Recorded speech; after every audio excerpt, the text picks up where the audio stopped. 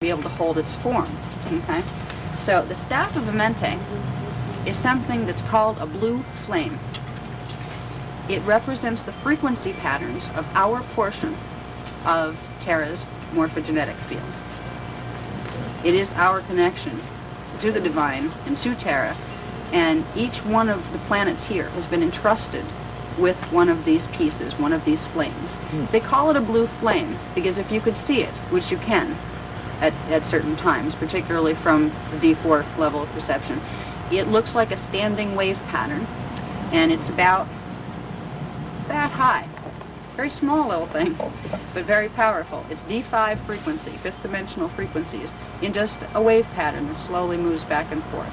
If it's activated, sometimes it moves fast, but it's an extremely intense energy field. And that became known as the staff of Amenti. It became known as the staff of Amenti because at certain points, much, much later in the evolution of our cultures down here, certain of the Elohim and other groups taught the Egyptian cultures and a couple other ones how to literally bring energy out of that blue flame and put it in an object here to make a power object. And the energy of the blue flame was attached to something called the staff in Egypt. Okay, in the Bible it was referred to as the rod and the staff. Well, this was the staff out of the rod and the staff. The rod actually held the flame morphogenetic pattern from D2, Earth's part of it. So between the two of them, they made a very powerful force. When the evolving races were taught how to embody those things within a gold object, and it had to be gold, that was the only element that could hold it, that could hold that kind of energy, they had the power to open certain portals. They also had the power to open the portals to the underworld, which was not a good thing. I won't get too much into what happened with all that because a lot of things happened in the Egypt period where they were opening portals that they shouldn't have, and they almost blew the whole Pleiadorian project. But the most important thing to know is that the halls of Amenti represent a time warp portal system that create wormholes that go between various points of time in our Earth into various points in time in post and pre-cataclysmic Terra.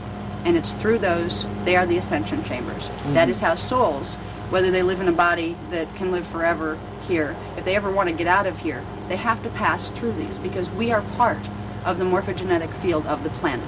Every being on the planet is part of that. We have to move through that morphogenetic field in order to get any place else out of this field of reality.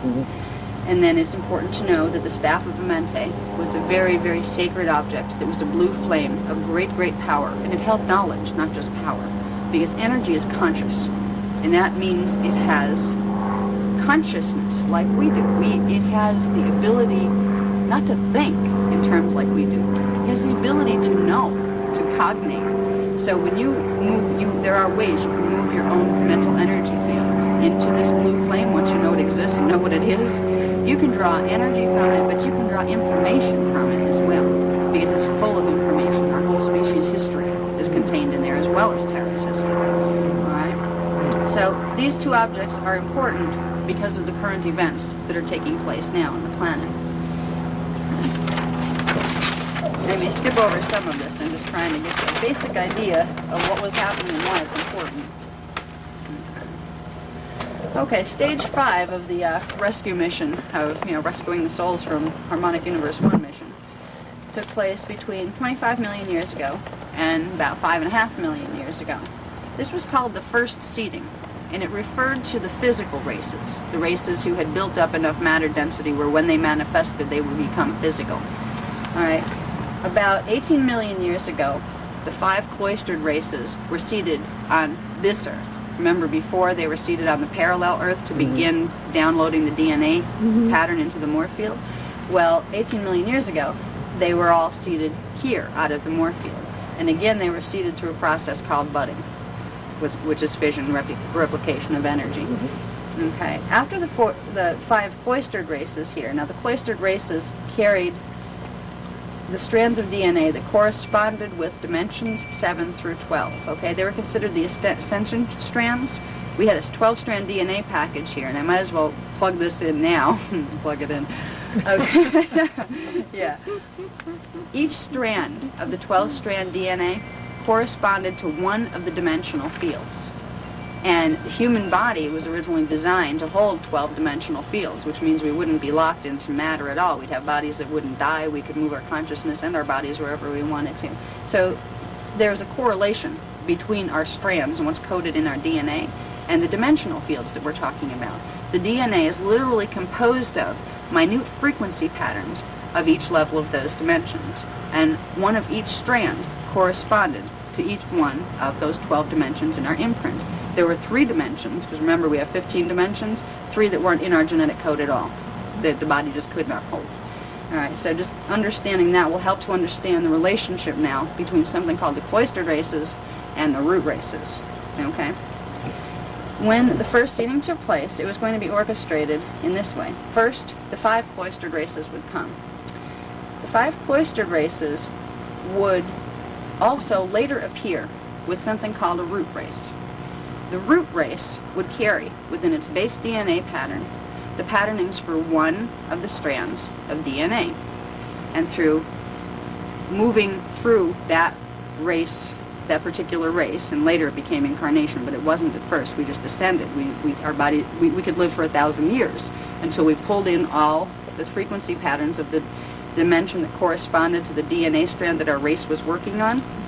We pull that all in. It's called assembling the DNA strand. Once the full strand was assembled, it allowed the physical being and the consciousness to plug into the morphogenetic field of its cloister, which held strands 7 through 12, which once they plugged in, it would allow the strand that you had just built to merge with its double from the parallel universe, the particle and antiparticle, and it would create a burst of energy within the morphogenetic field that would plug you in to strands 7 through 12 and move you from harmonic universe 1 into harmonic universe 2. It would speed up the pulsation rate of your particles, turn part of them back into the morph field, and de-densify the body into the next level of less density than here. So there's a process involved here with DNA and pulling in frequency from the dimensions. And each of the 5 root races that were created after the first two created the base strand 1. They took care of D1 for us, okay? We still had dimension 2, 3, 4, 5, and 6 before we'd have the full dimensional frequency patterns that would represent harmonic universe 2. So each of the root races were assigned one strand of DNA. The third root race was working on building DNA strand 2. The 4th root race was working on strand 3. The 5th root race, which is us, was working on strand 4. And the 5th or 6th was working on 5, and the 7th was working on 6. So there's a whole process here about evolving through the root races to build one particular strand of DNA. Originally, the plan was once that was done in one incarnation, you'd be able to plug in to the cloister, start to move that part of the morph field through you, and that would transmute you out of here. But they altered our genetic codes along the way for various different reasons. And we can't do that anymore, and that's where death was born. When the soul could no longer pull into the one genetic code all of the frequencies it needed to ascend out of here. So the races began in the first seeding to be entered. First, 18 million years ago, the 5 cloistered races, the ones who carried strands 7 through 12, as well as the strand of their root race. So each root race came in with the cloister race, and the root race had just the one strand to build. The cloister race had the one strand that would plug into the root race, and then it had strands 7 through 12. So there's a process of plugging them in here by pulling the patterns into your body from the morph field. That later became our incarnational pattern. About 15 million years ago, the 3rd root race came into being, and they were the Lumians. They were descendants, of course, of the Terran Lumians. And about 9 million years ago, the Elanians came in, and they were working on strands 2 and 3, those two. Now, the cloistered race that went with the Lumians were called the Urantrians. And there's some books here about Urantra that are referring to these cloistered races. And they talk about other planets and moving to another planet. They're talking about moving back to Terra. All right. In root race 4, the Elanians had a cloister called the Brenoe. Okay, so at least now we've established a basic pattern of how DNA was related to the root races and how a root race would have a cloister race to go with it. And the cloister race was very special because it held its ascension gene codes. Right? All right. About 5,509,000 years ago. Jeez. Yeah, a long time ago. Okay.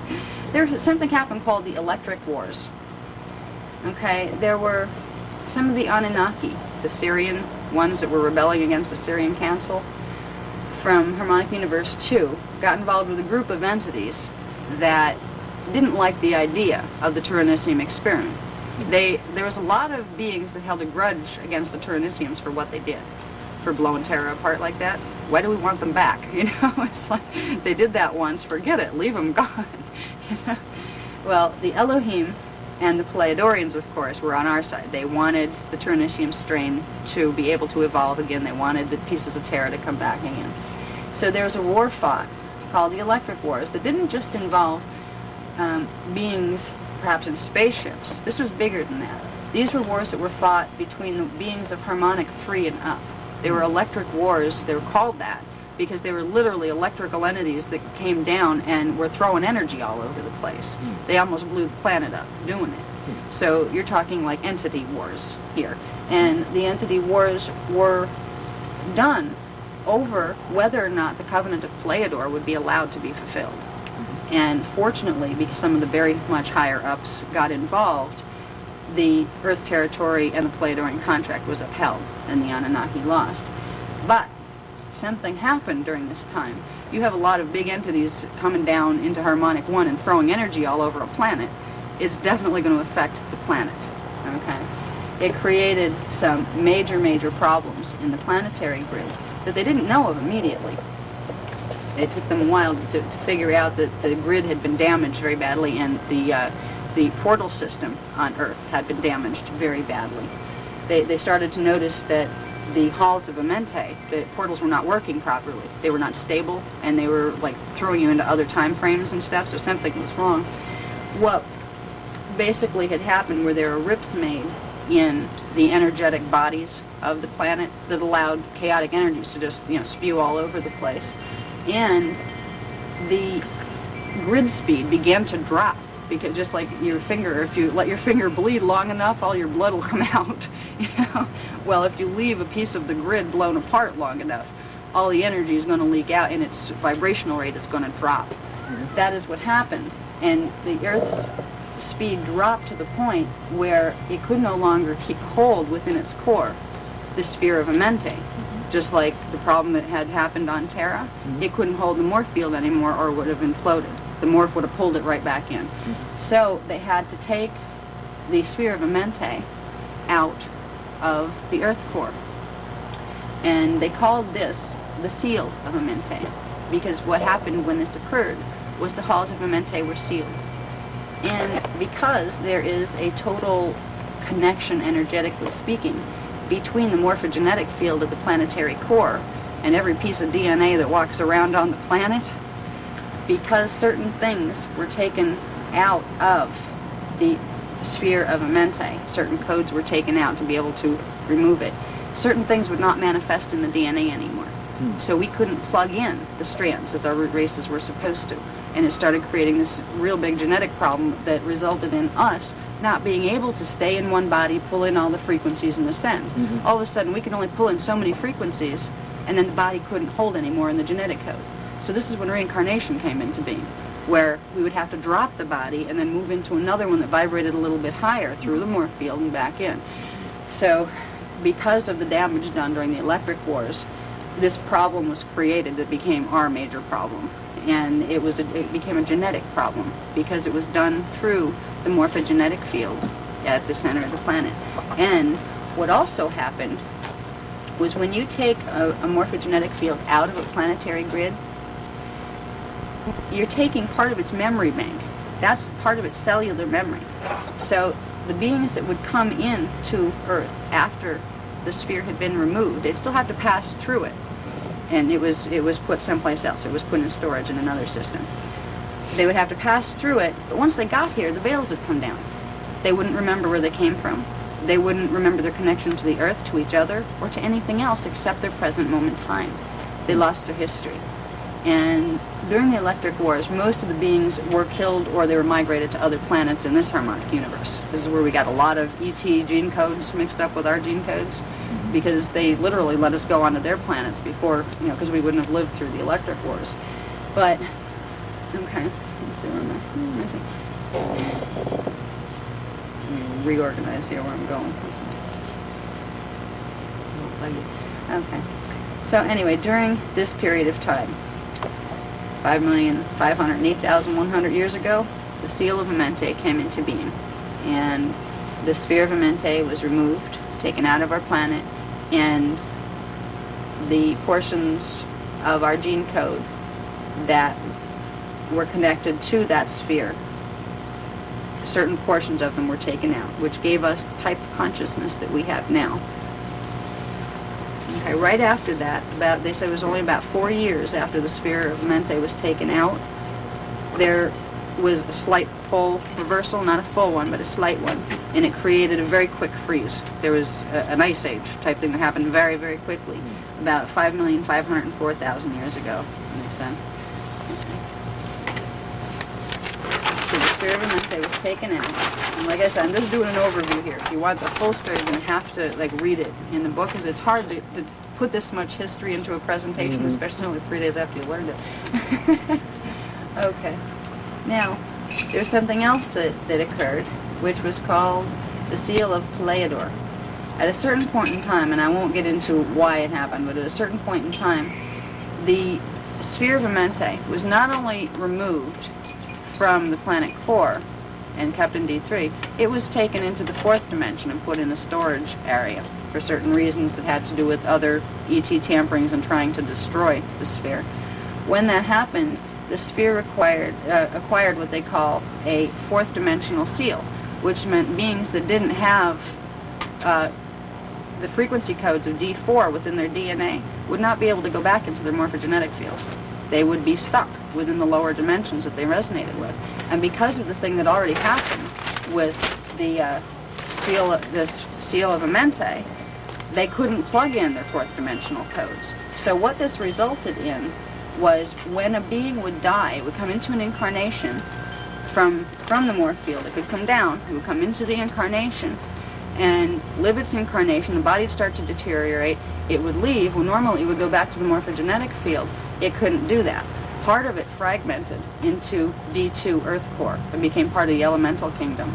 And another part of it, because it had already passed through D4 from where the sphere was to get down here, another part of it had a little bit of the codes, but they didn't plug into each other. So it formed an astral self in D4 and an elemental self, a lower element of the human nature.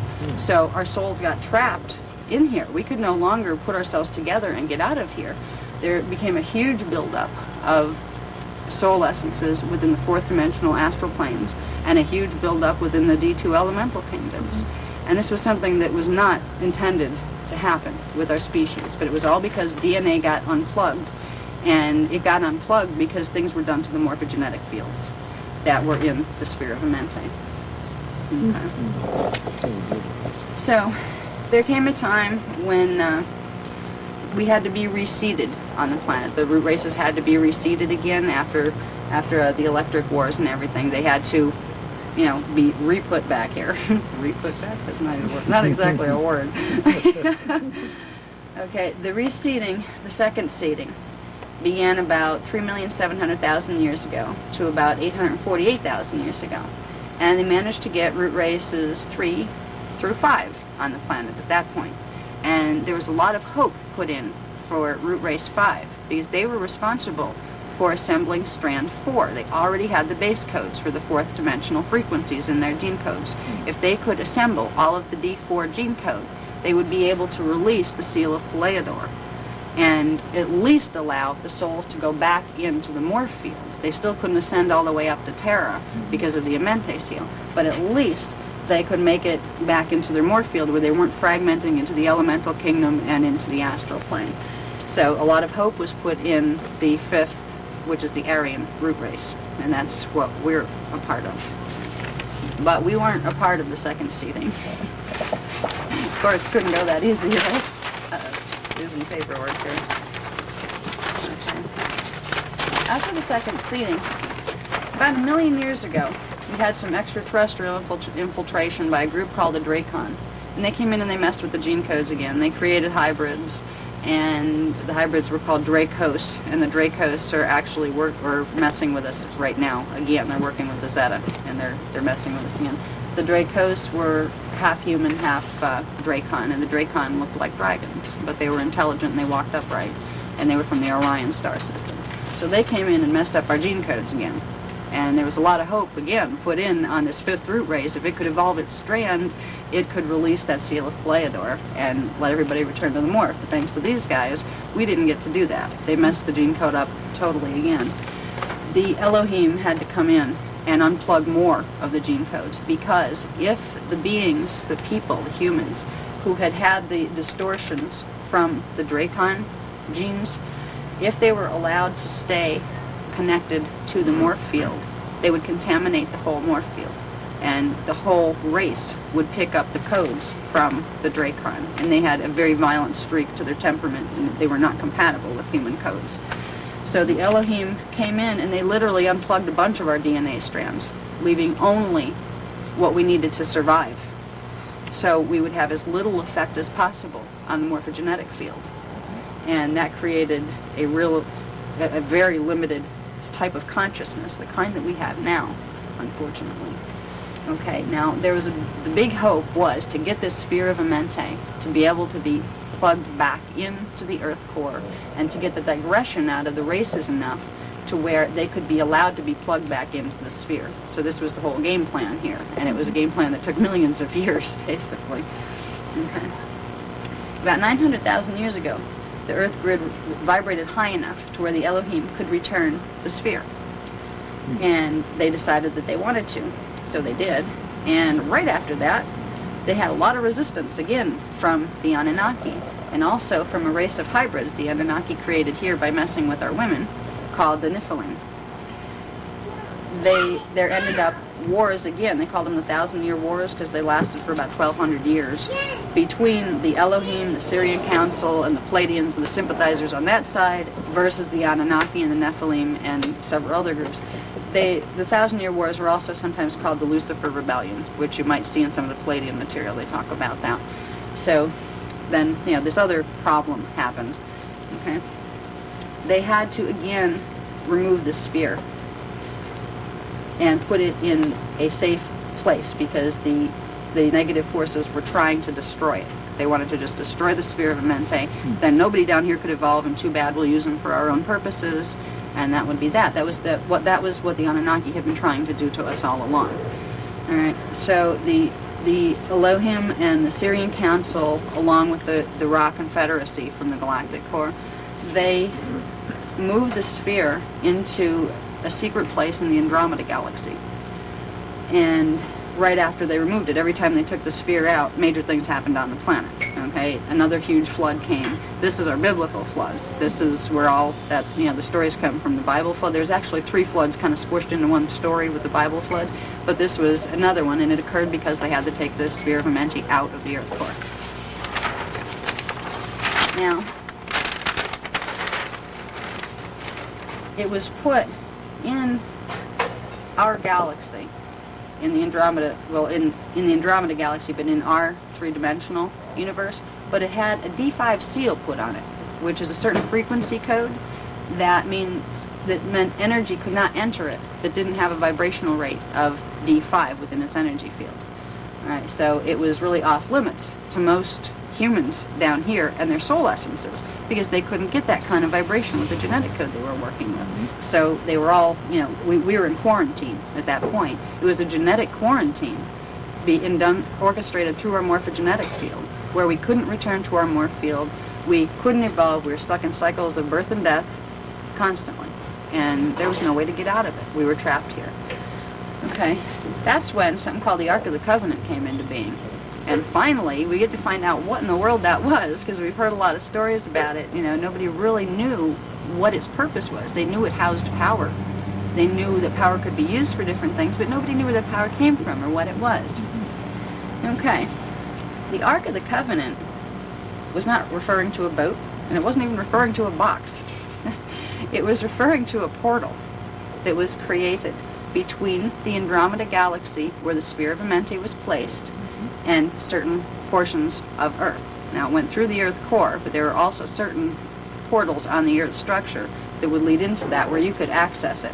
It allowed certain beings, certain humans, that could have managed to pull in enough of the gene codes, the ones that had more of the pure strain left, because some of them had really digressed, some still had a little bit of the original coding left. It would allow them a chance, eventually, to move back up into the arc and ascend back into the morphogenetic field. And, okay, there was a plan to the Ark of the Covenant.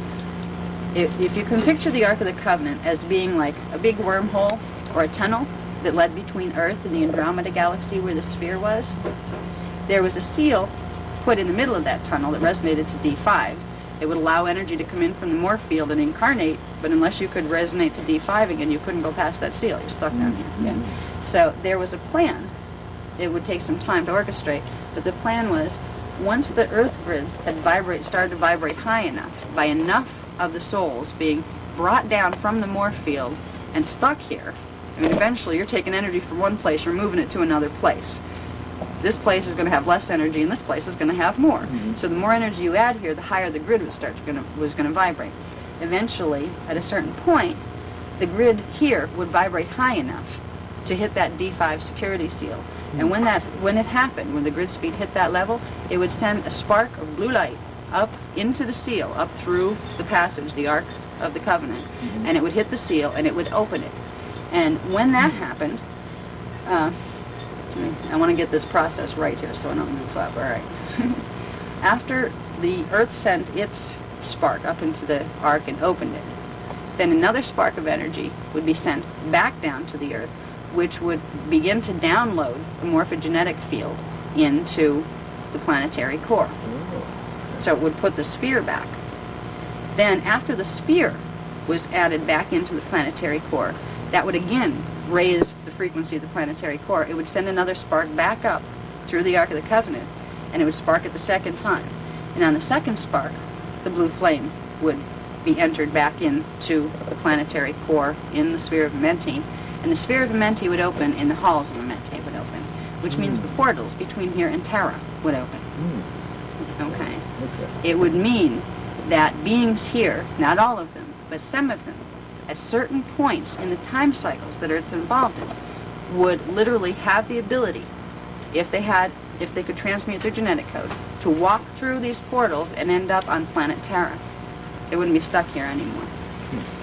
Beings who didn't have a genetic code high enough to do it while they were in a body, they could drop the body, die, move into the morph field, and do it from there. And they could at least move into incarnational cycles or birth cycles in the Terran environment, which is done through budding. You don't have to pick parents and go through baby bodies and all that stuff up there like you do here.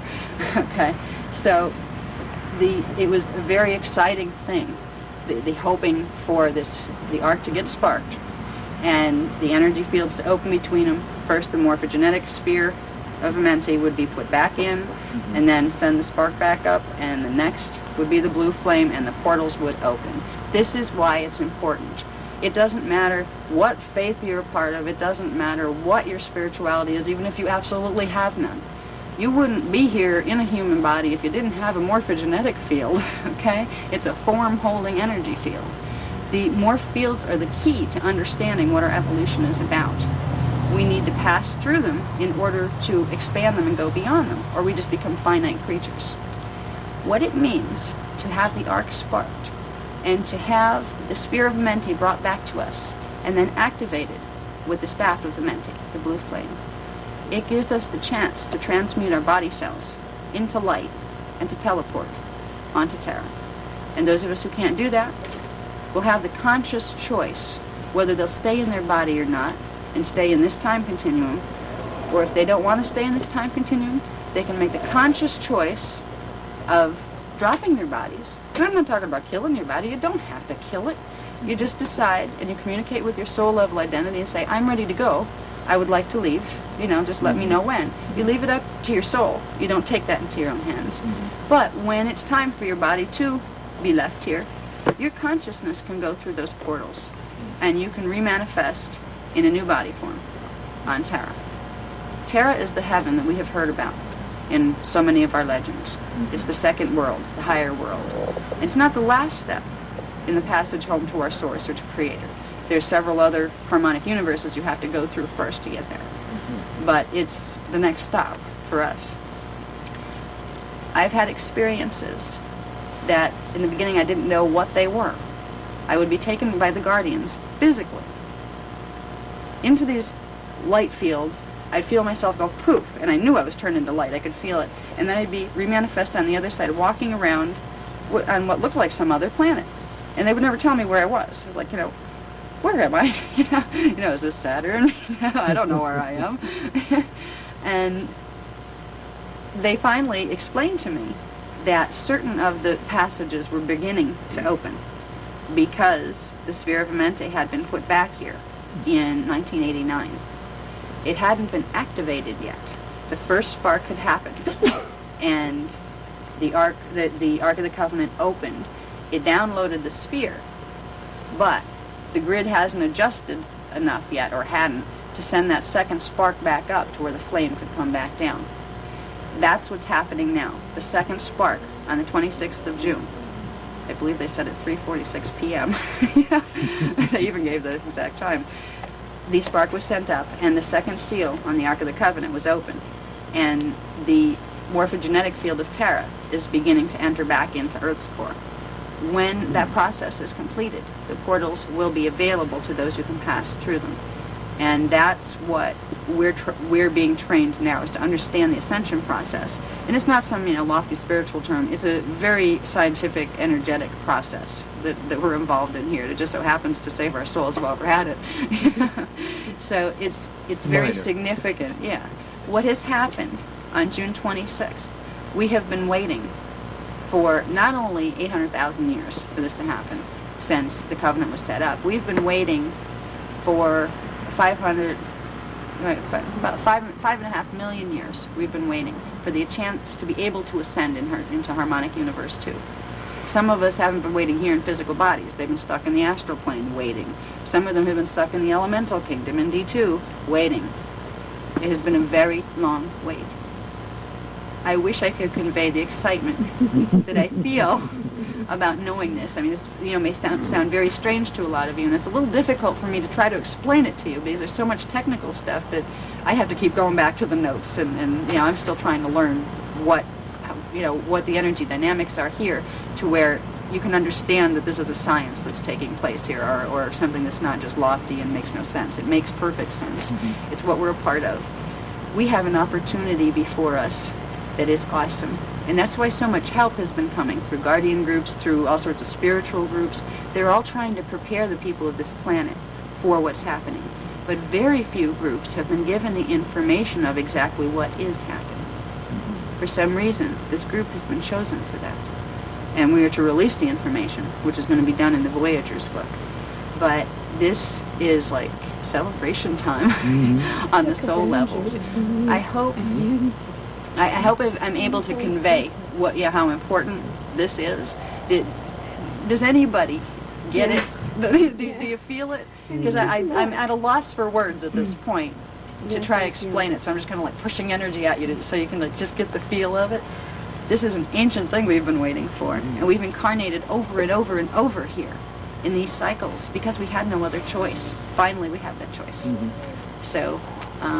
If you want, we can take maybe a 5-minute break, and I'll take questions at the end, and maybe more will come out of that. Because I'm basically at the end of what I know how to teach right now. Not bad for 3 days. I got taught 3 days before. And I'm like, what am I teaching? You certainly just load it right out of there. I figured if I kept talking long enough, I wouldn't forget what I was trying to say and then keep going. So. I can't imagine that you got that information and are able to flow with it like that in 3 days. That was June 26th? That's when they said it sparked. Basically, she's only been working on this part of it for like 3 or 4 days. The second, so that spark opened up the seal. Yes? That spark is sending the staff back in. It's activating the staff. That will not occur. Now I do have the dates here on this.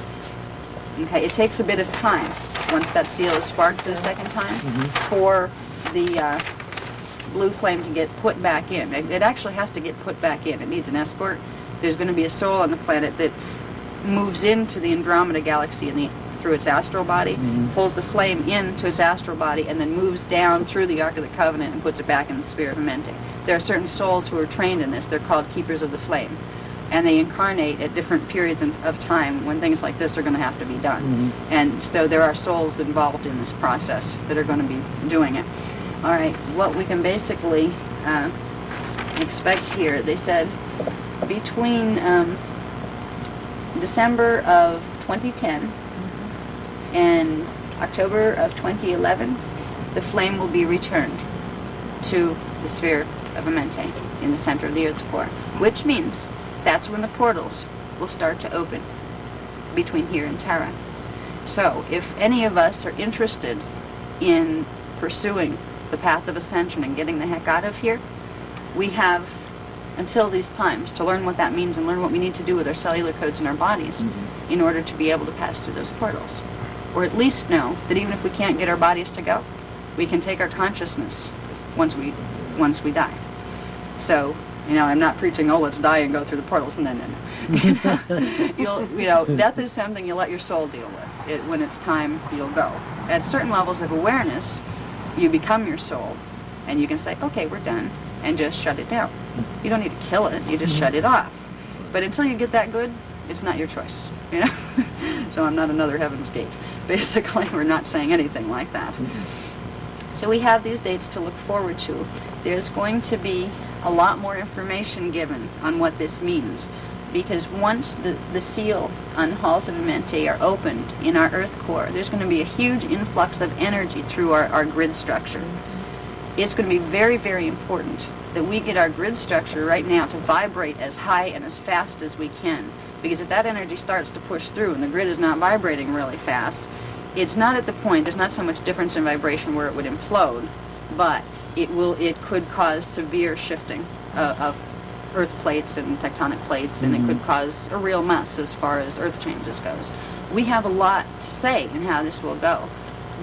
We need 8% of the people on the planet to bundle that strand, that Aryan strand of DNA that goes with the fourth dimensional frequencies. That'll raise the whole grid pattern, because we're all connected to the grid.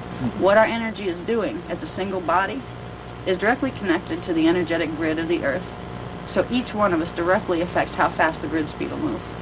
We need 8% of the population to get our energetic fields vibrating higher.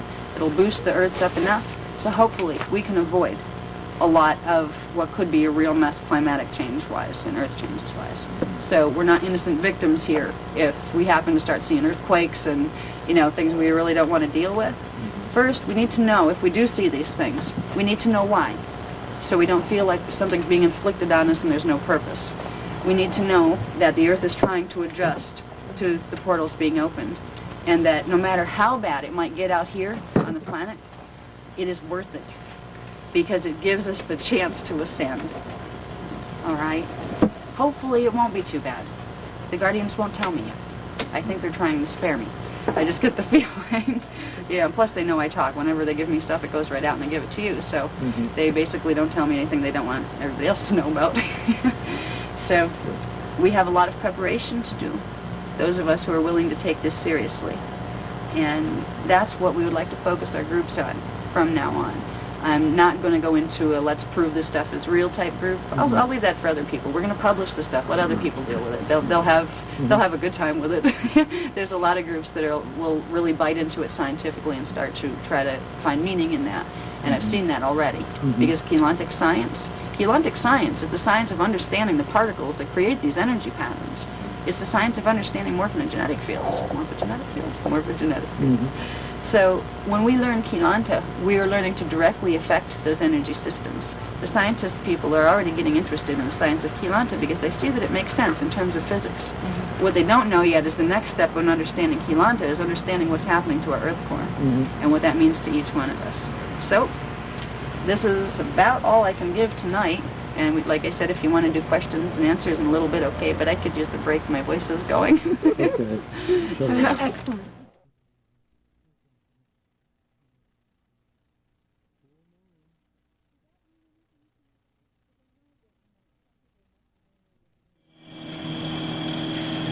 And evening I would like to elaborate on what we spoke about in the last class. I know there's one or two people here that weren't in the last class, so I'll try to recap quickly on some of it so you have an idea of what we were discussing.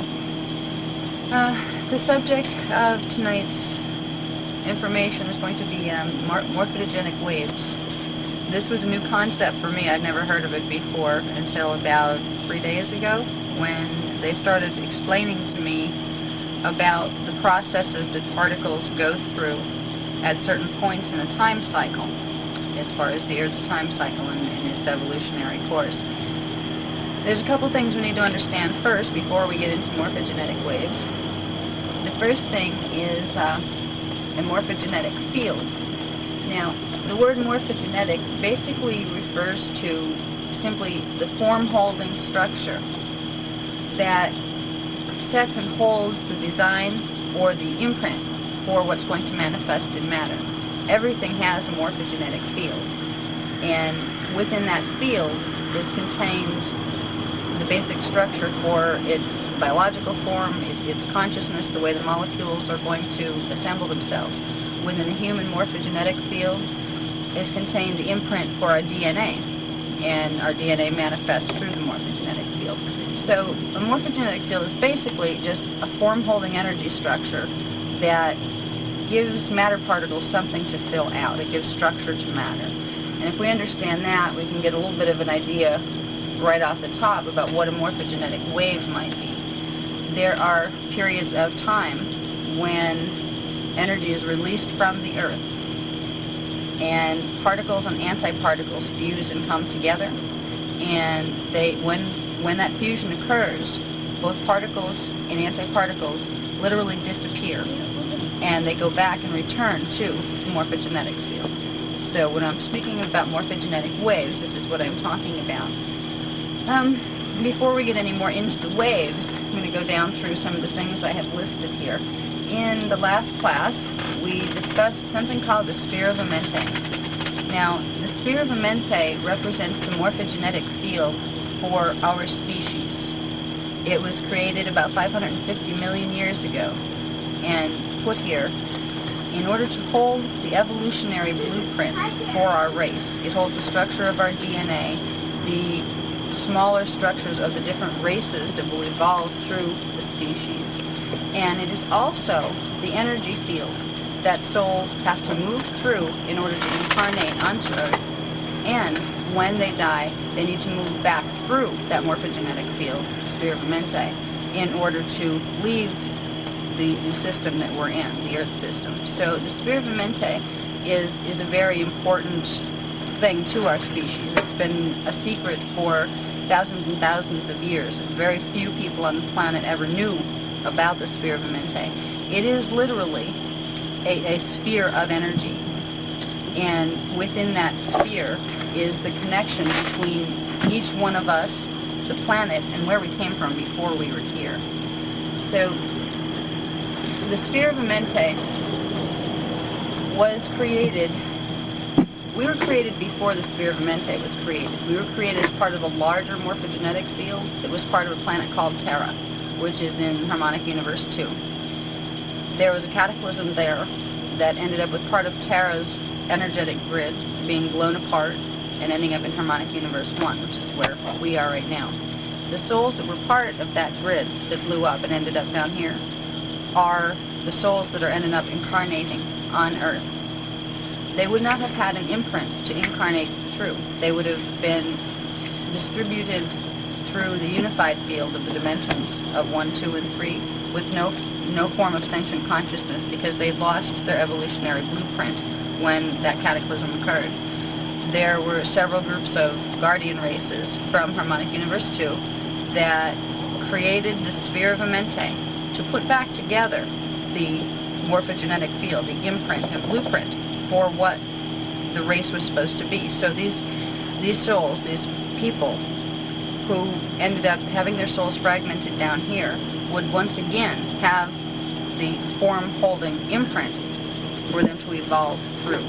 They would have become part of the plant and animal kingdoms if they did not have that. So the sphere of Amenti is something that each and every one of us, being human, is directly connected to. And the Guardians started teaching me about this only about a month ago. I'd never heard of it before. It's called the Mente because that was actually a place on Terra, and they called it that because the Guardians that helped us to create the sphere so we could evolve down here were from that area on Terra. But they've been explaining to me some very, very detailed information that's going to be contained in the Voyager's book. I can't cover a lot of it off the top of my head because I'm learning it too. But the sphere of the Mente has been very, very important to the process of our evolution ever since we have been here. And there are certain things that are taking place now that, in our times, within the next 20 years, that directly involve changes within the status of the sphere of the Mente. And it allows us to have an opportunity that we don't get very often, an opportunity as people in bodies and also an opportunity as souls.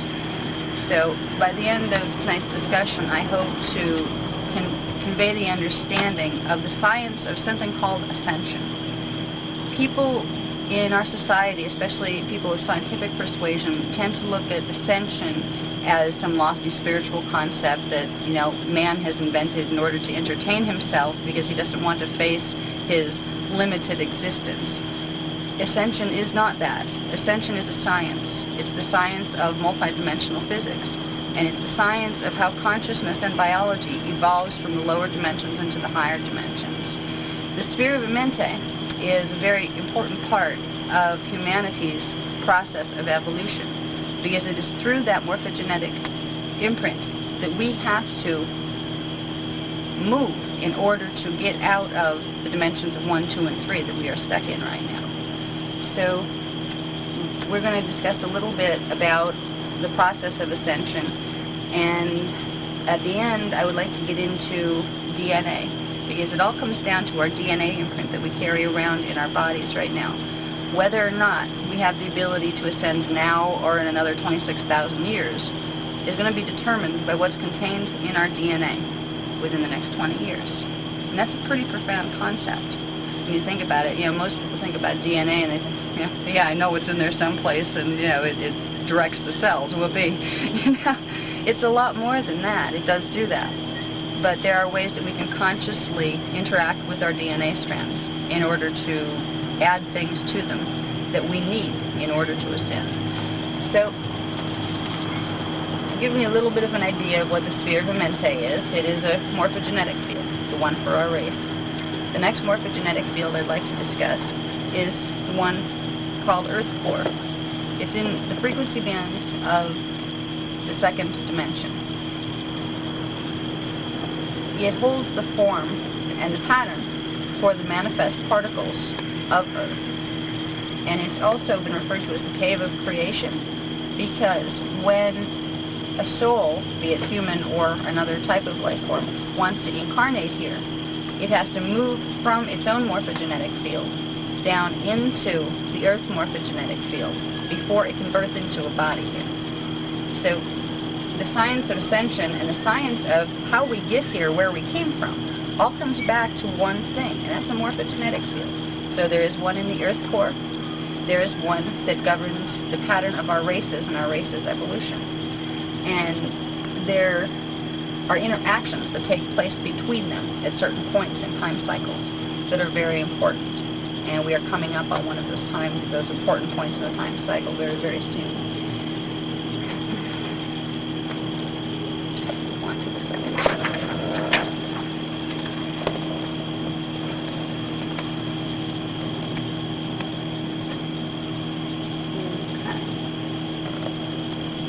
The next item I'd like to recap from last week or last class is something called the Blue Flame Staff of the Mente. Now, the Blue Flame of the Mente represents a portion, not the whole thing, but a portion of the morphogenetic field for a planet called Terra, which is Earth's counterpart in the next harmonic universe out. Each of the planets in our solar system received one part of that morphogenic field. And what it does is it connects the planets down here to the original planetary body that they came out of. The planets, the 12 planets in our solar system, actually came out of one planet called Terra in the second harmonic universe. And that eventually, through billions of years, is where those planets will evolve back into Terra, as long as they have that connection, energetic connection, between the grid of the planet here and Terra's grid. That energetic connection is a part of the morphogenetic field of Terra, and it's called the blue flame, or the staff of Amenti. They call it the blue flame because to see it, it's about this high, and it looks like a standing wave pattern of blue energy, and it kind of oscillates very slowly, and it's very, very cool, but it looks like a flame pattern, so that's why they use the symbolism of the blue flame. Okay.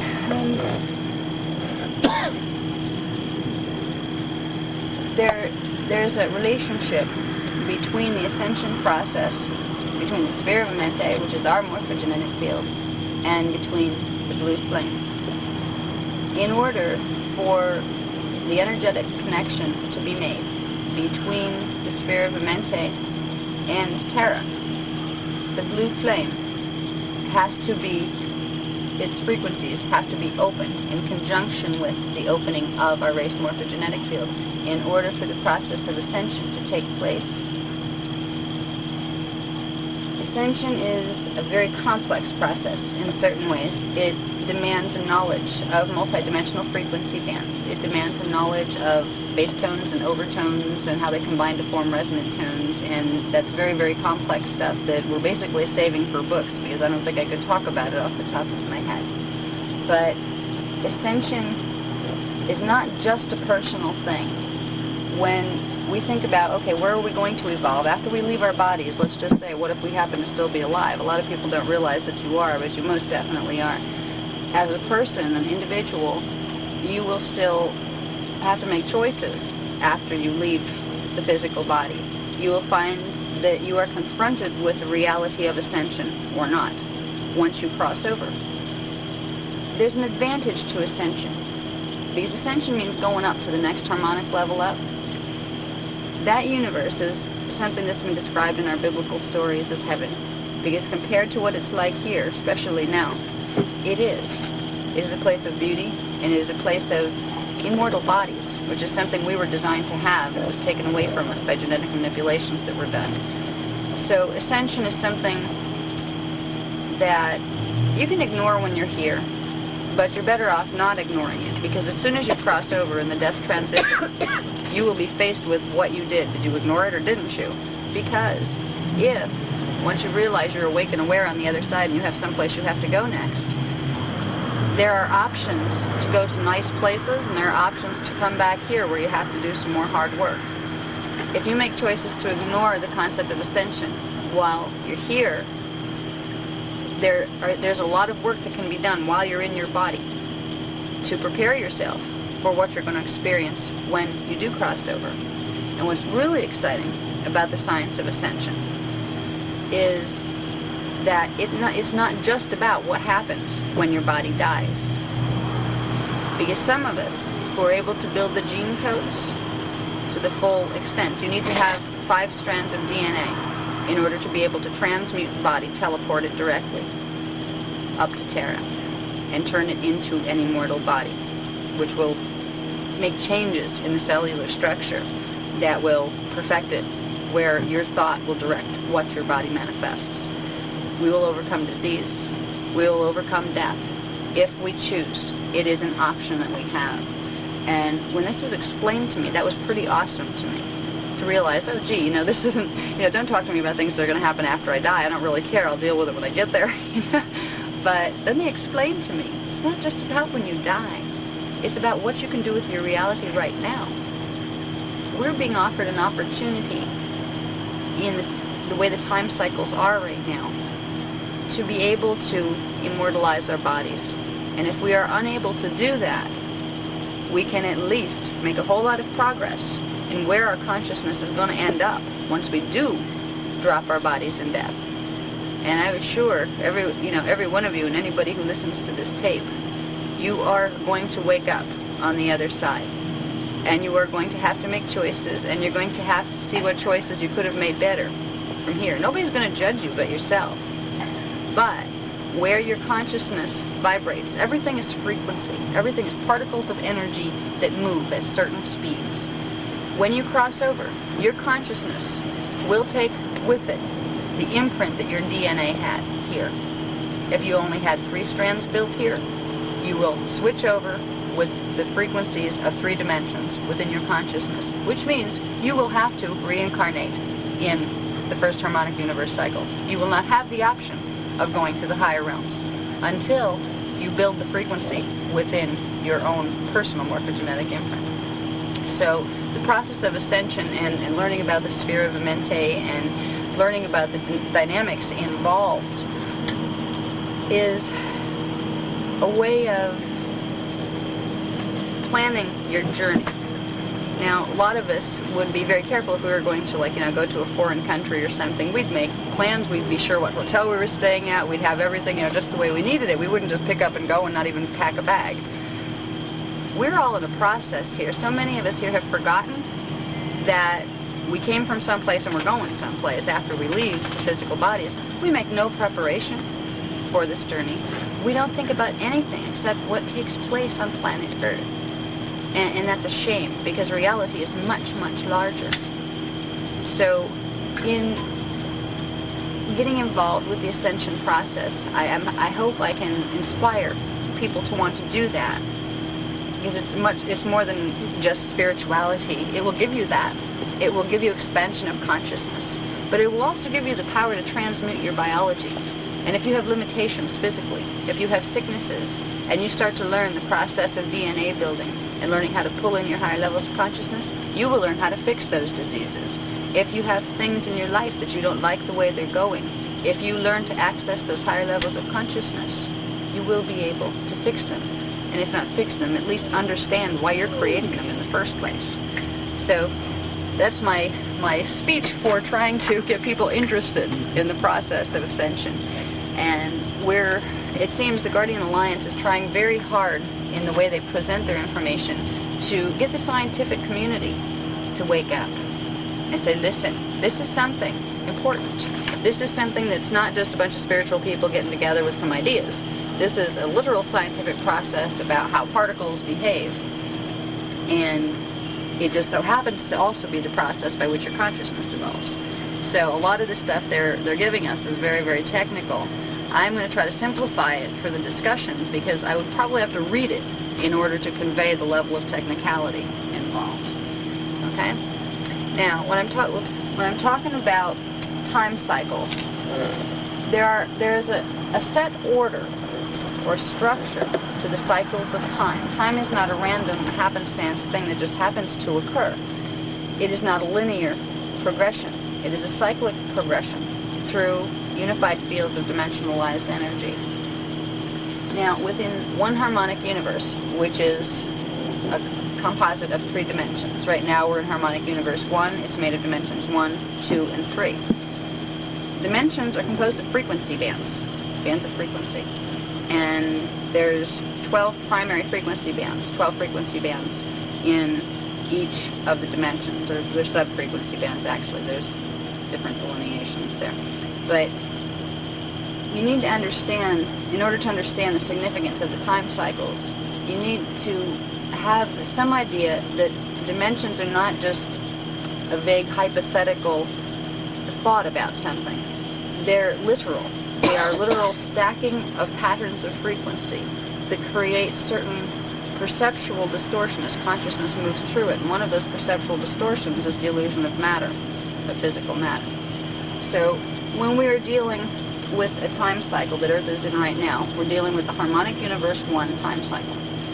That time cycle, eventually I'll have the diagrams done to show you how this is laid out, art saw that. But the time cycle is called a Yuego. Now, there's several different types. There are Pardos in the Guardian's vocabulary, there are Yuegos, and several other divisions of time cycles. The Yuego is what we're concerned with right now, because this is the part of the process of our ascension, of our ability to ascend. We are dependent upon the planetary time cycle and what stage the planet is in. Now, a Yuego is a harmonic time cycle. That means it's the full time cycle, the time it would take for the Earth to evolve through dimensions 1, 2, and 3 and be ready to transition over into the next harmonic up. That takes place in a process of 26,556 years. That's a long time, at least for a person to be on the planet. It's not a very long time for planets themselves. It's actually pretty rapid ascension if they did it that way. We've been in our present Uego for almost 8 full cycles of 26,556 years. We didn't have to, but there are certain conditions that have to be met before a planet can transition into the next harmonic universe up. The process of moving through the time cycles is a process of the morphogenetic field of Earth core progressively pulling into itself more of the sub-frequency bands that each dimension is composed of. And as it pulls in all of the ones from dimension 1, then it shifts into the time cycle that represents dimension 2. Dimensions and time cycles go hand in hand. And the process of ascension and the process of growth is about pulling frequency bands from the unified field into the morphogenetic field, which expands the morphogenetic field and moves it up to the next level. And that is what the process of dimensional ascension is about, all the way up through the 15 dimensions. So right now, Earth is in a Uego. It's in the first harmonic universe. We have the Uegos, which are the larger time cycles. They're composed of 6 smaller time cycles of 4,426 years each. Now, 4 of those time cycles are spent in what they call the Particum universe, which is the particle universe. 2 of those time cycles are spent in the parallel universe, or the antiparticle universe. At the position in time that we are right now, we have gone through first, second Particum cycles. We have gone through the 2 parallel universe cycles and 1 of the other Particum cycles. We're in the last 4,426-year period of our larger Uego cycle. Some very special things happen at the beginning and end of a Uego cycle. They call them ascension cycles. And in those periods of time, there are 2 positions within each of the 4,426-year periods on each end of the Uego cycle, where portals open between harmonic universe 2 and here. That means mass ascension can occur during those times, but only during those times. And 26,000 years is a lot of time to spend here before you have the opportunity to do something like this. We are coming up on a point in time right now in the year 2017, when we are at the halfway point in that last cycle. Now, at the halfway point and at the end point of the last cycle in the Uego, you have the opportunity to ascend. The planet has the opportunity to ascend, which is not going to fully do this time, and the people on the planet have the opportunity to ascend. The requirement for ascension is being able to hold 5th dimensional frequency within your body and your gene code, because if you can't make the transition into the 5th dimensional frequency bands that are the center of harmonic universe 2.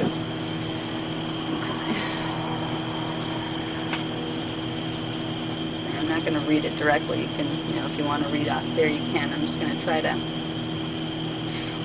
want to get to DNA. We'll put the next one up. See, a lot of this information, you really, if you're interested in it, you really do need to read the book, because it's so technical. It's extremely technical, some of it. And I have a very hard time trying to explain it, even to myself. But it makes sense. It's just you need to be able to, really read it and reread it and say, what did that say? So we're just going to basically touch on the primary elements of ascension and of what's coming up on us in the time cycles right now. Okay. Get back to morphogenetic waves. As we explained in the beginning, the morphogenetic field is the form-holding field of any object or manifestation within matter. Now, a morphogenetic wave is something that occurs at the half point and the end point of that last 4,426-year cycle in the Uego. There's a lot of real complex dynamics to it as far as what particles are doing, because part of them reverse spins, and there's 45 degree angles that change as far as their rotational spin. It's very, very technical things, and I'll just leave that for people who want to read that level of it. But I want to be able to explain the basic concept of how the wave would work. It's about particles, but people are about particles too, because we're made of them, and our consciousness is made up of particles. So what applies to the planet and its particles applies to us too. Now, as we're coming into the halfway point, which is at 2017 in our time cycle, there are several things that occur. About 20 years prior to that point, the particles in Earth and the antiparticles in Terra, they start to interact with each other because the time cycles of Terra and Earth start to move together. So the grids of Earth and Terra begin to cross through each other. When that happens, what they call overtone particles in our universe begin to interact with the basetone particles in Terra's universe. When you take a particle and an antiparticle and put them together, they fuse, and that creates an explosion of energy. All right. When you have many, many particles going through this process at one time, it creates a building wave of energy that continually, you could picture it as every time, like millions and millions of particles and antiparticles are hitting each other and coming through each other, it is building up more and more and more energy, and that energy starts to release and move from Earth up into Terra. But first, it goes up in, it goes through to Terra, and it goes up into the highest dimensional fields, where the morphogenetic fields for the harmonic universes themselves are stored. They call it a morphogenetic wave because it is taking particles and antiparticles, fusing them together, and making them demanifest and turn back into the morphogenetic field. When they reappear at a higher harmonic. So the particles from Earth, they merge with the particles from Terra. They enter hyperspace into the morphogenetic field. When they return, the Earth particles are on Terra, and the Terra particles are in the next counterpart up in the third harmonic universe. So it's a process of taking particles and consciousness, and through waves of energy at different periods in the time cycle, shifting them from this planet and this harmonic universe into the next harmonic universe. And it's the natural way that planets evolve. And it's very complicated multidimensional physics, but it's also really not that difficult if you can look at it as a tide of consciousness, if you will, because all particles are conscious, whether they're human beings or or part of your table. They're still units of consciousness. A morphogenetic wave represents energy particles that are conscious, moving from Earth into Terra and then on upward through the dimensional scale. There are a number of things that occur during the cresting of the morphogenetic wave. The wave starts to build about 20 years before the halfway point in the cycle. It builds until about 5 years before the cycle, and then it starts to crest, where if you were looking at it as an ocean wave, it would come up and then it starts to taper off at the top. There's a 5-year period at the top there where it's cresting, and after that it starts to go down and the energy that is being exchanged stops being exchanged. What's happening to create the morphogenetic wave in the first place is Earth and Terra's grid are coming into alignment with each other. So it's kind of like if you take two balls like this and you pass them by each other like this, they fuse at this point and then they move past each other again and they're no longer in range with each other. That point when they start to go like this and they're almost in alignment, that's when your wave comes off, and then the wave stops as they come out of alignment with each other. That's what's happening between our grid and Terra's grid right now. When that wave starts to happen, right about here, portals open between our Earth and Terra. Something called the Halls of Amenti that we talked about in the last class, which are literal time portal passages that at different periods of time open through the sphere of Amenti that allow direct teleportation to take place between Earth and Terra. They are not always open. They open when the sphere of Amenti is opened during one of these morphogenetic wave cycles. There are a couple of interesting things that take place at this time during the opening of these portals. Earth gets infused with a wave of fifth dimensional frequency, which makes it vibrate much faster. That makes it shift higher in its vibrational oscillation rate, so it actually jumps a little bit into the fourth dimensional time band. So we literally leap through, and when we leap through from the third dimensional time bands into the fourth dimensional time bands, there's something called a repulsion zone it's a magnetic barrier that we have to go through. When Earth passes through this, the particles reverse spin, and they reverse, how do they say, the angle of rotation shifts by about 45 degrees. So there are some literal particle things that start to happen when these morphinogenic waves hit. If the Earth's grids are out of balance when this starts to take place, you can have a major pole shift. Now, usually it won't happen because the particles in Terra are reversing their spin just as the particles here are reversing our spin. They meet in the fourth dimensional frequency bands and they balance each other. So it keeps both of them stable. But if one of those grids is out of balance with itself, you're going to have some problems when those particles start to try to merge in the D4 band. One of the things the Guardians want us to be aware of is that what we do with ourselves here, what we do with our energy systems here, will have a direct effect upon how much Earth changes we will or will not see between 2012 and 2017. It could be really, really severe if the Guardians hadn't intervened to begin with. It would have been. It would have wiped us out. The Earth would survive, but we wouldn't. They're not going to let that happen. There was many things done for probably about the last 25 years. They have been working to prepare us for this period in time, and to prepare us and the Earth to get the grid vibrating at a certain level to try to balance the portals and all of that kind of thing. It requires 8% of the population on the planet to assemble the fifth DNA strand and be able to hold fifth dimensional frequencies in their body in order for Earth to be able to merge properly with Terra during this time cycle. We're not quite up to that yet, but we're close. So one of the things they're asking us to do is learn about our DNA, learn how to use the higher chakras to bring high frequency energy into the DNA, which helps it assemble.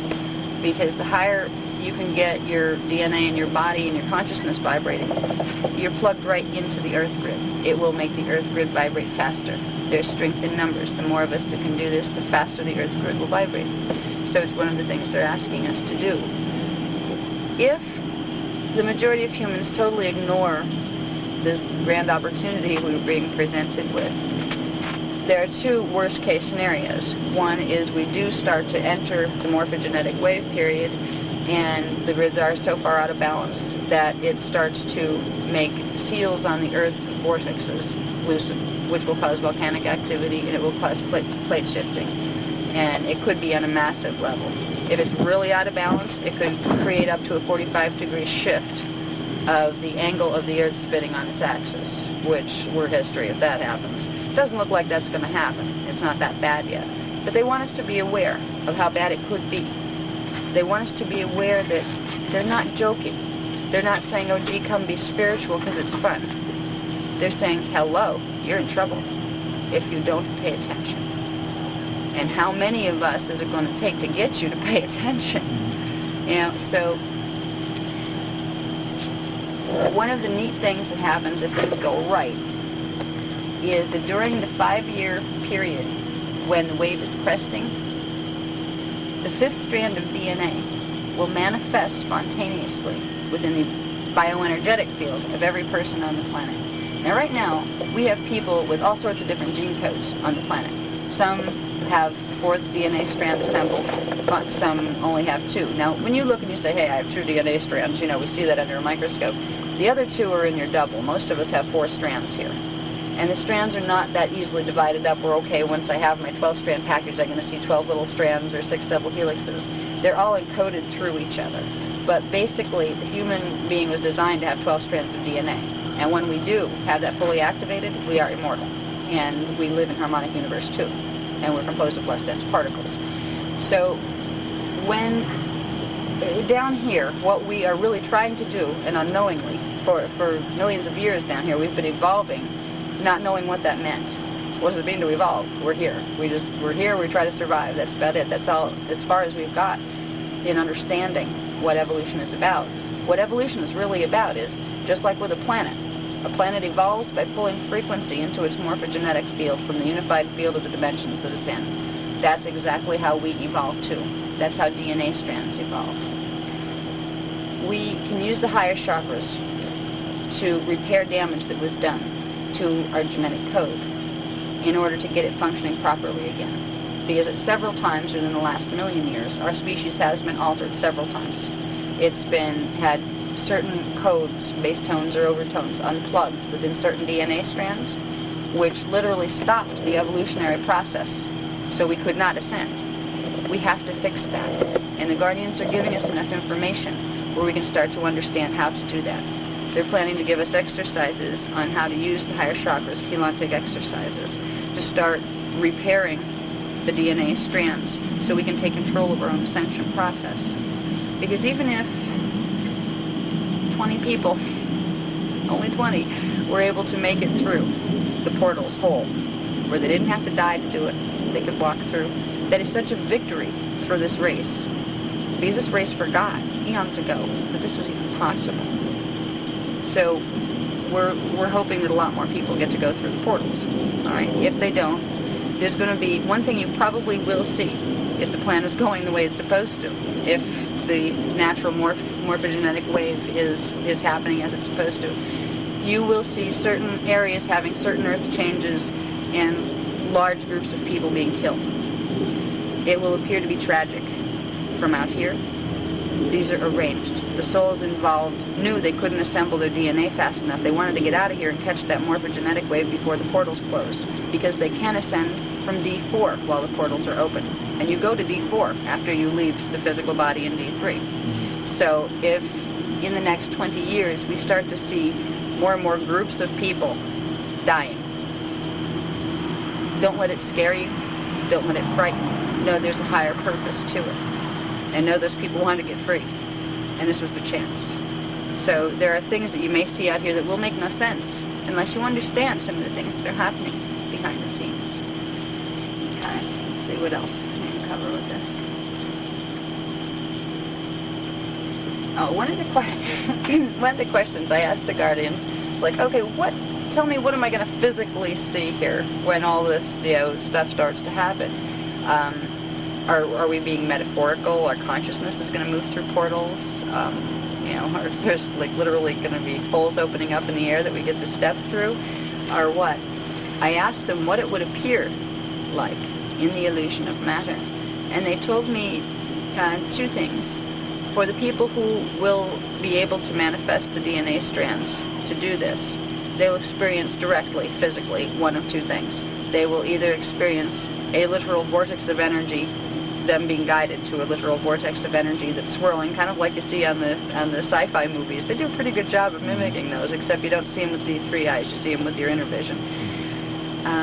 Some people will be taken directly through those. These are real. I've been taken through portals, and it's an amazing experience because all of the molecules in your body begin to vibrate very, very quickly. You get very interesting changes in sound, and then everything goes totally quiet and totally black. You see nothing, hear nothing. And then you suddenly appear someplace else. What's happening is when you go through a portal, you're transmuting. Your particles are turning into light. They're going back into their morphogenetic field, and then they're remanifesting in the next level up. So that's what portal passage will be like for the people who can directly walk through. And there will be some. The Guardians are going to make contact with more people. And it will be on a personal basis because there's not a very large percentage of people that are going to be able to assemble that strand fully. They have the chance, but people are so disinterested here on this planet that to have the majority of people take that opportunity to, hey, we have the imprint now, we can assemble the strand, they're more worried about what movie they're going to rent tonight at the video store.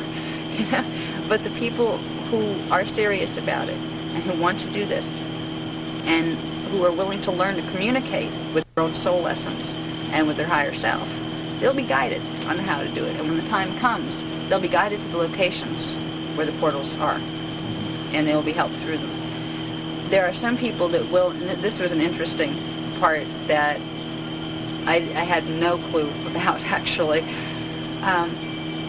They explained to me that some people will be very, very, very close to building that fifth strand, but it won't quite be done in time before the portals close, because the portals will be fully closed after the year 2022. We have 10 years to do this. That's it, to make the transition. The people whose bodies wouldn't vibrate high enough, but were just close, just a little bit more. They've been doing the Guardian races through their extraterrestrial contacts, have been doing some very interesting things to certain members of our races. There are a number of abductees out there speaking about, they cloned me.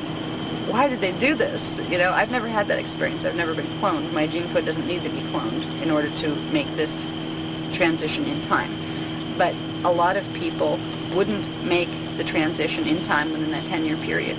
They are actually creating clones that the consciousness can be transferred into, clones that vibrate a little bit higher, that are being kept in between like the third and fourth dimension, so their frequency is higher. They're going to transfer the consciousness of some of those people into them and take them literally on spaceships. And it's funny, a lot of people are like, oh yeah, that's really out there. Until you've been there, until you've seen the spaceships, until you've walked around on them. Some of us will have the opportunity to do that. Others won't need to be cloned. They'll just be able to be picked up. There is going to be something called transports, where certain individuals are contacted by Guardian groups, and they will be told of times when ships are very discreetly coming in, and they want to go. Because that's another way you can get over. If you can't directly go through a portal, the ship can. The interdimensional starships work in a way like a buffer. Just like you put a coating on aspirin so it doesn't make your stomach upset. Well, if we're going through frequency bands that our body can't tolerate by itself, you put that body in a spaceship that has interdimensional cloaking, it has interdimensional transmutation abilities. It serves as a buffer around you. So the people who can't directly walk through portals, which requires that you transmute into light and back into your morph field and back again. Not all our gene codes can do it. But the others will be taken on craft to Terra. And most of the people will not be taken anywhere. Most of the populations will stay right here. They'll go through several interesting transformations during the 10-year period that the morphogenetic wave is cresting and then ending. There may be some severe earth changes, not enough to wipe us out probably, but there may be some very noticeable problems that collapse a lot of the structures that we rely on, unless we get the grid vibrating high enough. It doesn't look like we will, because we have a problem with the Zeta right now, and they are trying to make it so those portals don't open. They're trying to make it so Earth has to stay here for a whole another 26,000 year cycle, and what they're trying to do is block the blue flame of Amente from coming in. If they can keep the Earth grid vibrating low enough by 5 years before the halfway point, the flame won't be able to come down, and the portals won't open and nobody's going to go anywhere. And the Zeta are trying to make that happen. They're not going to make it, but it is a struggle that's going on right now. Depending on how that struggle comes out, whether we can raise the grid high enough or the Zeta just give up and say, we're not going to win this, or what. If we're still struggling in the year 2012, when all this starts to happen, when that 5-year period before the halfway point, it could cause massive Earth changes because of the problems with the Zeta, because of what they're doing. So one of the most important things humans can do right now is to become aware of what is taking place with this. I mean, there's the Voyager's books that can say it much better than I can. Voyager's The Secrets of Amente book, that's not even my words. I just transcribed for them. And through Keylontic Communications. They put it much better than I do. I'm just learning this too. I'm a student, I'm a student of the Guardian Alliance, just like anyone who's listening to their information is. But I hope I can somehow convey the importance of what is taking place here. It's monumental in terms of what we have seen. In our lifetimes, we've never seen anything like it. One of the things we're going to start doing once we get the book under control, because we do have our deadlines with the publisher, we're going to start working with the chakra system to start the DNA healing. And that's probably going to be the focus of most of what we do in the groups. For those who are interested, and people who aren't interested, that's okay. But I would still recommend, reading the Voyager's book and any other book that's talking about this. There's several other venues that this information has been given through, different authors who've come out with their books about it. It's worth reading. It's something that is happening. It's not science fiction. It's not fake. And if you're patient enough, you will find the scientific validation for the things they speak about. They're talking in terms of multidimensional physics when most of our scientists are talking in terms of three-dimensional physics. There's a lot of difference between three-dimensional physics and 15-dimensional physics, but there's also a lot of similarities because they're all following the same pattern, the same laws of energy. If our physicists here and our scientists here understood the reality of multidimensional physics and what is taking place, they would be taking ascension very, very seriously. And if our scientists took it seriously, they're the ones that people listen to. The common person would start to get it. They'd start to realize, there is a purpose to my life, and my choices do mean something here. So, as far as what else to get into regarding this, there's so much data. I'm not even sure where to start or what pieces of it to bring out. It's much easier to read it, for one, because they put it better than I do. I could take questions, which would probably be more helpful, because I've basically introduced the primary elements of the new material that they're talking about, the morphogenetic fields, the morphogenetic waves, and how that directly affects us as particles and people, and that kind of thing. So maybe, if anybody wants to ask any questions or whatever, I'm going to do some questions for now. The morphogenetic grid, this sounds like a template into which... Louder.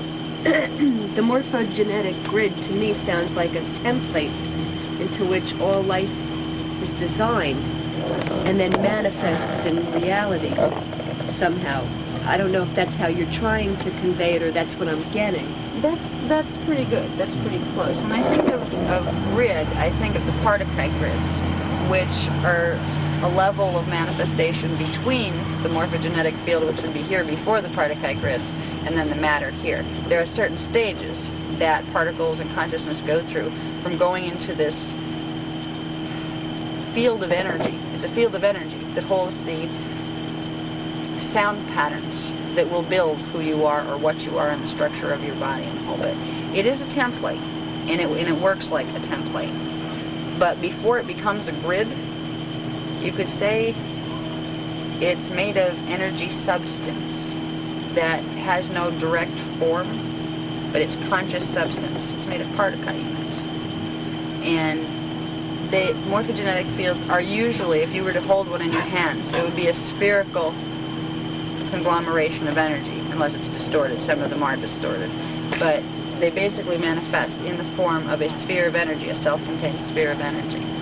So they do operate like the templates. And that is what sets the pattern for what will manifest. And there are stages of manifestation in between morph and matter. Do you think we have conscious choice as to what we become in terms of affecting that massive energy? Actually, yeah, we do. You know what's neat about morphogenetic fields is when it sends units out into a certain pattern, those units interact with the unified field of the dimensions and the frequencies there, and they experience different things and they pick up different energy patterns. When the essence as a soul or as a body returns to the morphogenetic field, it brings with it what it experienced, and that expands the morphogenetic field. So even though it's the fixed pattern through which we manifest, that pattern is continually being added to. Each one of us that makes different choices in our life to go this way or that way, they're adding those choices into the morphogenetic field. It has memory? Yeah, it is. It's you could look at it as living memory. I mean, it is living memory. And it's a place where your consciousness is stationed at all times. And the portion of you that's conscious here is just projected outward from that portion of your consciousness that's in the morphogenetic field. It's a level of awareness, too, that's beyond physicality and beyond the illusions of dimensional perception. It sounds like artificial intelligence. Well, it could operate like that, except it's the most organic intelligence you're ever going to get, because it's created through the natural dynamics of the universe. Biological. It's biological, but without body. It has substance, energy substance, made of particle units, which are units of consciousness that have electrical and sound tone reality to them. But they are units of consciousness, and that's what the morphogenetic fields are made out of. And then they progressively build up into, particle strands, and then, like as we talked about when we were talking about chelontic science, they go from particle strands into particle grids, and then into chelons and chelon codes, and eventually up into subatomic particles and matter particles. So it's our connection to where we came from, and to where we're going once we leave here. Who do you think writes the code? With the code? Well, you're suggesting that everything is encoded, like our DNA. Mm-hmm. DNA is coded, and not everybody's DNA is exactly the same. And they're probably finding this in things like the Human Genome Project. They're finding probably differences in different DNAs and things. I mean, do you suggest God writes the code? What is your thought on that? Do I think that there's a supreme intelligence that set this whole thing in operation and keeps it that way? Yes. Do I call that intelligence God? No, because that term has been terribly distorted in this reality. And when I think of the concept of God or a higher creative intelligence source, I do not picture a man on a seat with a long white beard. Sorry. I don't buy into the gods of man, the ones that men have created in the image of himself. It went the other way around. To me, that creative intelligence could almost represent a massive morphogenetic field within which all intelligence exists and always will. And every piece of intelligence or piece of biology or piece of consciousness, identity, walking around is literally a piece of that identity, of that supreme creative intelligence. It's not that we're little beings down here being manipulated by some big being in the sky. We have a tremendous amount of choice because ultimately we are that creative energy. We are God, but not just the we that we know here when we look in the mirror. We are much bigger than the identity that we're able to put in our bodies here. And as you expand, there's a lot of traditional, like spiritual traditions that do lead you through paths of initiation, which are really doorways of understanding. Where you start to expand into those higher levels of identity, you will hit a point where you realize you're a plural, for one. It will no longer be me, it'll be we, because you realize I am a soul, and I have X amount of incarnations that are simultaneously taking place in various time-space locations. You're no longer just a you, you're a we. And when you go higher and higher and higher, in the highest levels before you leave the dimensional systems, you know yourself as the dimensional system.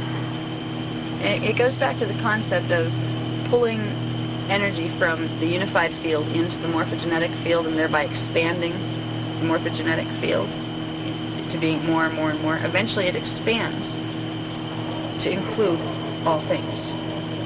And eventually our consciousness does the same thing. Our consciousness works like a morphogenetic field. We bring in more and more frequency, more and more experience, and it changes who we are, and that will change the types of body we manifest through to the point where we don't manifest through a body anymore.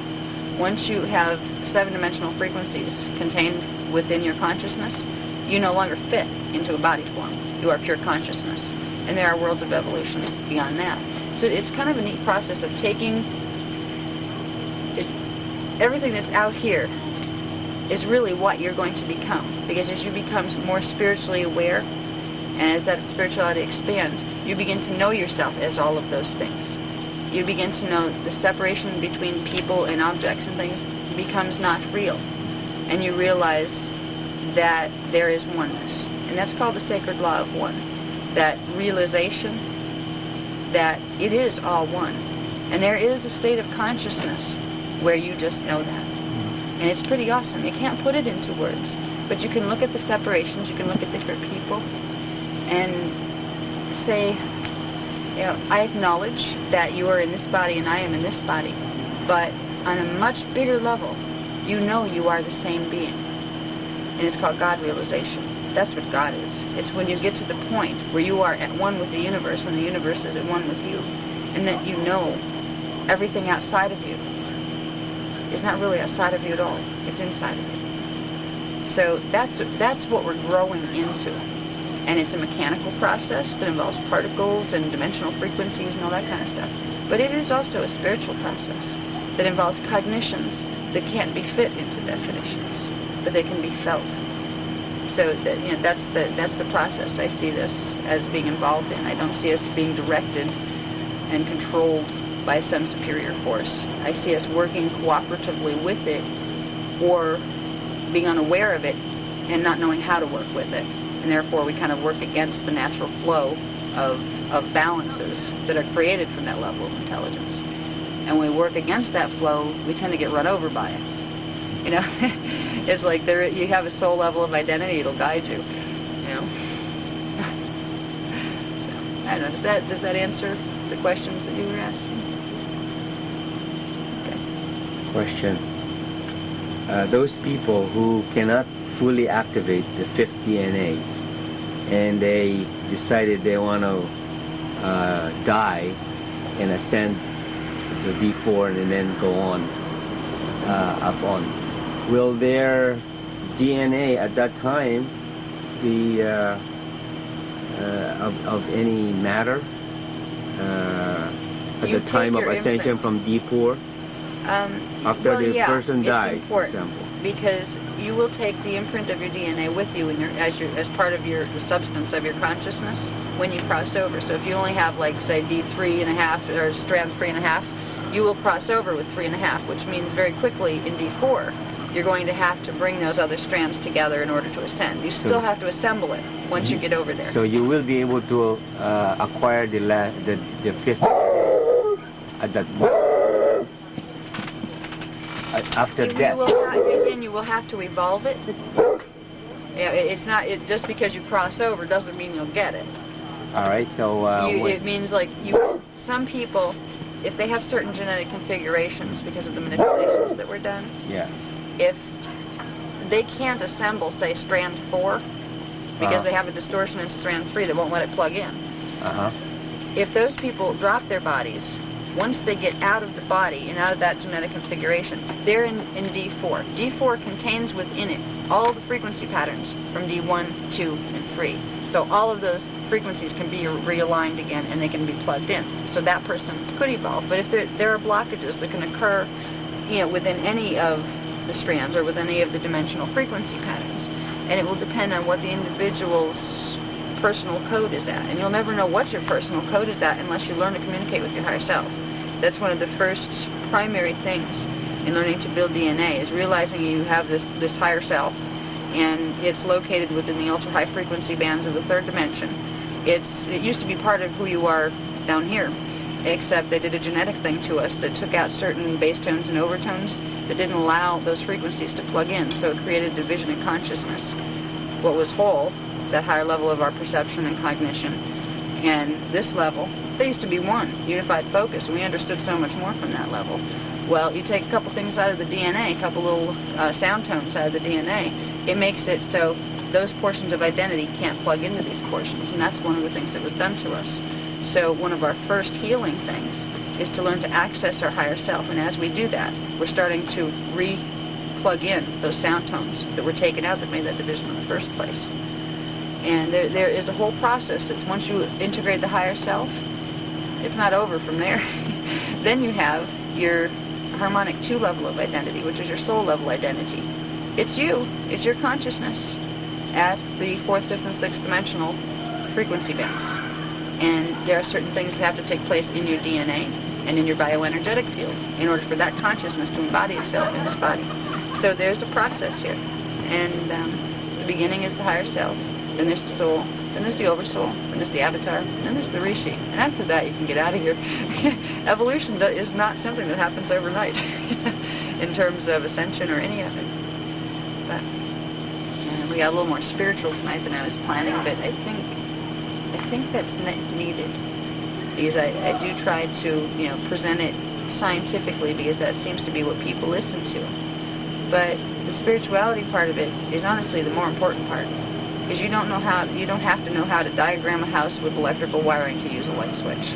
And we're more interested, because of the time frame at this point, in teaching people how to use the light switch so they can get the lights on and get out of here, rather than analyzing the heck out of the schematic that you're going to, do the wiring and all that. We have that too, and we'll put that in the books.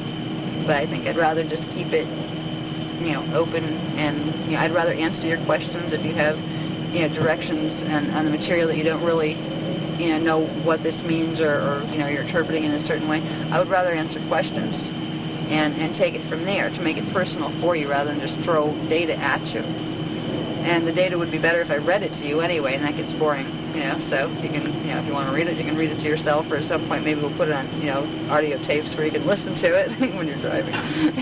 How to ascend. 3 easy steps. No. It's not 3 easy steps. But there's take a break.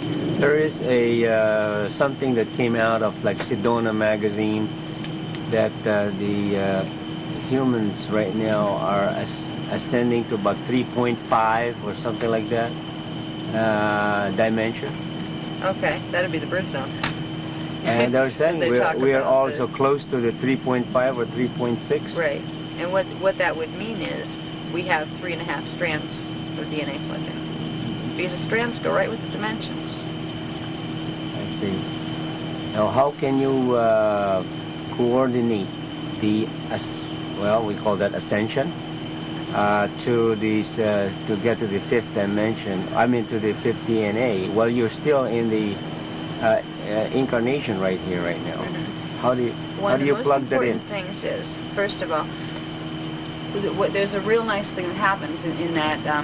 In the 10-year period, actually, in the 10-year period, 5 years on either side of the halfway point, when the D5 frequencies are in the Earth grid, which means that D5 imprint is available to any of us, the ones who will be able to use it are the ones who have gotten 4 down in balance and plugged in, because you're not going to be able to plug in the D5 strand and start to manifest that until your D4 strand is taken care of, and you can't do the D4 strand until your D3 strand is taken care of. So the first important thing to do is start working with the chakras, the in-body ones. You can start pulling in, energy from the higher chakras, using the Guardian system where they showed the 15 chakras.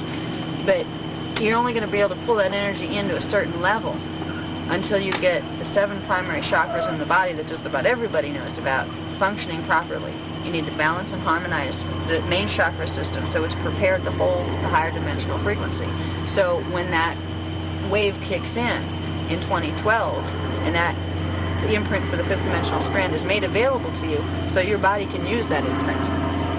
So that would be the first thing to start doing, and you don't even need our material to do that. You can work with other chakra balancing systems, but it's really important to do it, because when you're balancing chakras, you're realigning DNA sound tones. No, not one of ours. I got this. Anybody else have any questions? Well, do you have any questions?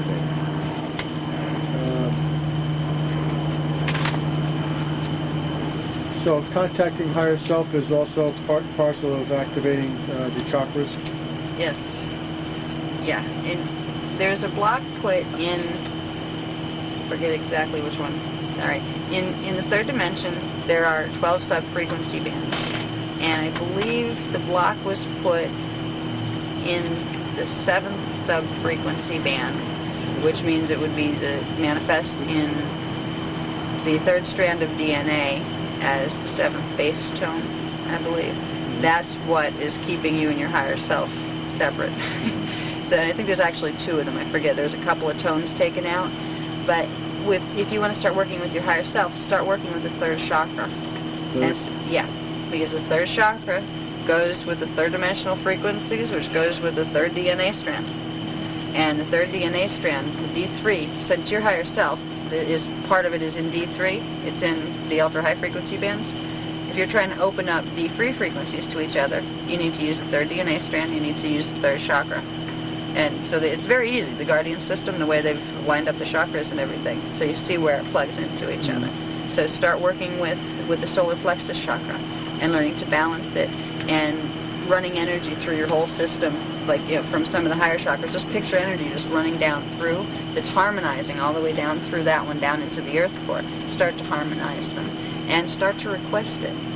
It's a level of you. You know how you can talk to yourself in your own head sometimes? Like, you know, you go about muttering to yourself and you answer yourself sometimes. Well, start talking to your higher self. Realize it's there. And you're not weird. You're talking to you. You know, a part of you that knows more than your conscious self does. Go for it. We're trained in this society not to do that. Not to look inward. Not to acknowledge higher parts of our identity. It's time we acknowledge them. Basically clueless about it. Yeah. And it's really there. And it's in a tangible spot, too. You know, higher self, where does that live? Ultra high frequency bands in D3. Where's the soul? Well, the first level of it's in D4, the second's in D5, and the third's in D6. There are places that these parts of identity exist within. And they are dimensional frequency bands that travel in layers. Just like you can have several frequency bands coming out of a radio or a television that give you different channels. Well, the different parts of yourself are on different channels. And you can learn to blend the channels. And how does one actually know how many strands it has activated? DNA? I wouldn't have I a don't clue even in my own body if I hadn't had the guardians working with me and telling me, or my higher self. I mean, I work with my higher self a lot. If I'm not in the mood to talk to guardians because they can give me some really heavy-duty material sometimes that I don't want to hear, I'll just ask my higher self for an easy answer. You know? And you know, it will do that. So you know how many strands you've got activated? yeah. And I know how many I have left to activate and how much time I have to do it in. You want to share it? Not really. Okay. No, there are certain things. Well, one of the reasons that a lot of this DNA stuff was hidden for centuries from us was because we weren't mature enough to handle it well. I mean, we look at each other in the society, not us, this group, but like a lot of groups will look at each other and know you have, you know, red skin, you have black skin, you have white skin, and they hate each other because of the color of their skin. You start getting into gene codes and who's got what. It would, until a species is mature enough to handle that information, it was kept secret. There are certain things I know about my gene codes that I would never have on a video, that's for sure. Because it would put me in danger in this society. And that goes for a lot of other people too. So it becomes a very private thing. You need to work with your higher self to find out, okay, what do I have? Right. Yeah, or sometimes I can get information. You know, if someone comes to me and they ask me, oh gee, what's in my gene code? They'll give me at least an idea. If they use a term, resonance rate of body patterns, to determine types of gene codes. And say an 11 resonant rate body pattern, which is the highest on the planet right now, has a full set of 11 frequencies. It has 11 strands, basically. And some of them are etheric strands, where you're not going to see them under a microscope, but they're still functioning. They're sending energy down into the operating strands here. There are people, I think the range is between 3.5 up to 11 right now, as far as resonance rates of body patterns. The highest you can go in a body pattern is a 12. And they can't have them on the planet right now because that energy would literally explode the earth grid. But they're coming very soon. Once this infusion starts taking place, there are going to be ones that, you know, children born that have the gene codes that carry the full 12-strand package. And it's going to be interesting because you can't detect who they are. You'll be able to tell by their genes. I mean, if strange things start to happen around them and things levitate, well, you know you might be dealing with one of them. You know? But it's a very private matter. And yeah, it needs to be kept that way for safety purposes. If they knew, for instance, I know this group, even the ones that don't remember. This group wouldn't be here if we didn't share something similar in our gene codes.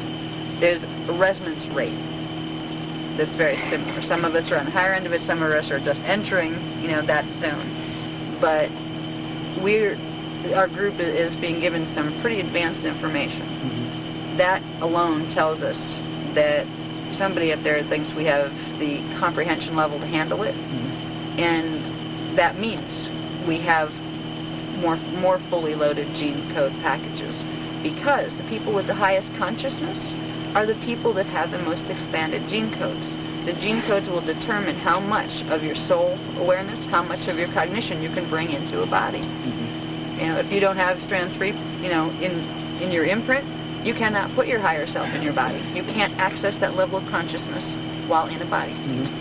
So the ones that have, you know, like 7 and you know, 7, 8, 9 resonant code bodies, they're accessing 9, 7, 8, 9 levels of awareness.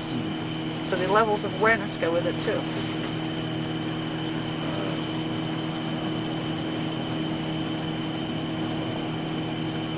I have a question. Okay. How much? What's that? I missed that. How much actual work does it take, okay, to do this? In other words, you know, we have mundane stuff that we do on a daily basis, and responsibilities we have to do on a daily basis. How much work, from your experience, has to happen for us to consciously do this thing, and how many hours a day do we need to do this in order to actually do the work? Well, it's interesting. Because it is work. Tell me about it, work. Well, I know. I'm very much aware of I it. live at a computer these days because, you know, of my commitment to getting the work.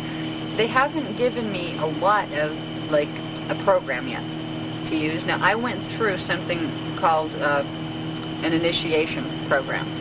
An initiation is when the frequency patterns of one dimension first start coming into your DNA. It's called an initiation. When that full dimensional set of frequencies is plugged into the DNA, that's called a consummation. And when that starts to project outward and transmit through your cellular code, it's called an activation. Okay? So there are 15 dimensions, and there were 15 levels of initiation that I went through. I went through it blind. I mean, I had no idea what this crazy, wacky stuff was that was taking place. And I mean, there's all sorts of interactions with them and very interesting states of consciousness, and, like, you know, like seeing simultaneous time at certain levels, all sorts of neat stuff. And it was completely orchestrated by my higher self, my soul level, and the guardians. You know, at some point they'll bring that here, but we don't have it in written form yet. They're not ready to, you know, to teach it. But it does exist. And I was glad I, you know, had the program, even though I didn't, you know, have the book of what the program was. I trusted, and that was the first step, was trusting and being able to surrender it. And I made a choice, and I think that's why it tends to work pretty well with me. If I say, you know, I need information on this, please give it to me, it's give it to me most of the time. Because I made a choice a long time ago when it came to, oh gee, I would rather do this, or, like, you know, I want to have a career where I have, you know, lots of money so I could have a nice big house, all this jazz. I was put in a situation where I had to make a choice between my commitment to working with my soul, my spirit, my soul agreements, and the guardians, or being a normal person and just, you know, focusing on the material aspect. Right. It's not an easy choice. No. You know, I'd still love to have a nice house, and maybe someday I'll get one before it's too late. Who cares? You know, I personally, if I get to leave through a portal, I'll go. But there's a level of surrender that's needed by the ego, by the conscious personality. And it's not a surrender to a guardian or to a big god up in the sky. It's a surrender to the soul identity, and an acknowledgement that that soul identity is just you at a level of consciousness where you remember why you manifested yourself here. So it's like, you might as well listen to your soul. It's yourself, and it has more knowledge. Once you cultivate the ability to surrender, sometimes it's scary, because your soul will test you if you're testing yourself. You know, it's like, okay, you know, this is a little challenging here. Is she going to run for the easy way out, or is she going to actually turn to soul direction and follow the advice that she gets that way? I've been through those tests, and I understand them to be self-tests. You know, me as a soul and testing me as an ego. That kind Surrendering yourself is really surrendering your ego. Is that not Yeah. true? But it's not getting rid of the ego. A lot of the, you know, especially Eastern philosophies tend to teach, like, you know, wipe out the ego, stomp all over it, and kill it to death. It's not about that. You embrace it. You incorporate it into the rest of the identity, and it becomes more than it ever was.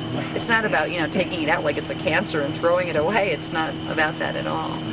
So it's integration of the ego. And first you integrate it with the higher self, and then you don't have an ego anymore. You have a part of you that looks out on the world, just like the ego did, but it looks out with greater cognition. You become your higher self. And then once you become the higher self, you don't get rid of the higher self to become the soul. You integrate the soul in, and the higher self kind of becomes absorbed within it, and now you're the soul. And that's how the progression goes. You know, you start with nobody gets lost in the process. You don't have to divide yourself up, your personality up in pieces and cut part of yourself off as bad and wrong. And there's a lot of distortion in a lot of these spiritual traditions that teach you that. They teach us our bodies are sinful, they're horrible, they're bad. They teach us our emotions are bad, or they teach us our intuitions are bad. That's wrong. And that was given to us to keep us blind and to keep us from integrating. We need to step beyond that. And there's lots of ways to do it. I encourage people to look into other venues of mysticism or any of this, because I can't provide the information fast enough for everybody. And there's a lot of good stuff out there. I don't want to create a dependence on me or our information, because I'm only one person, and I still haven't caught up with myself in this race yet as far as getting the data out, as fast as I'd like to.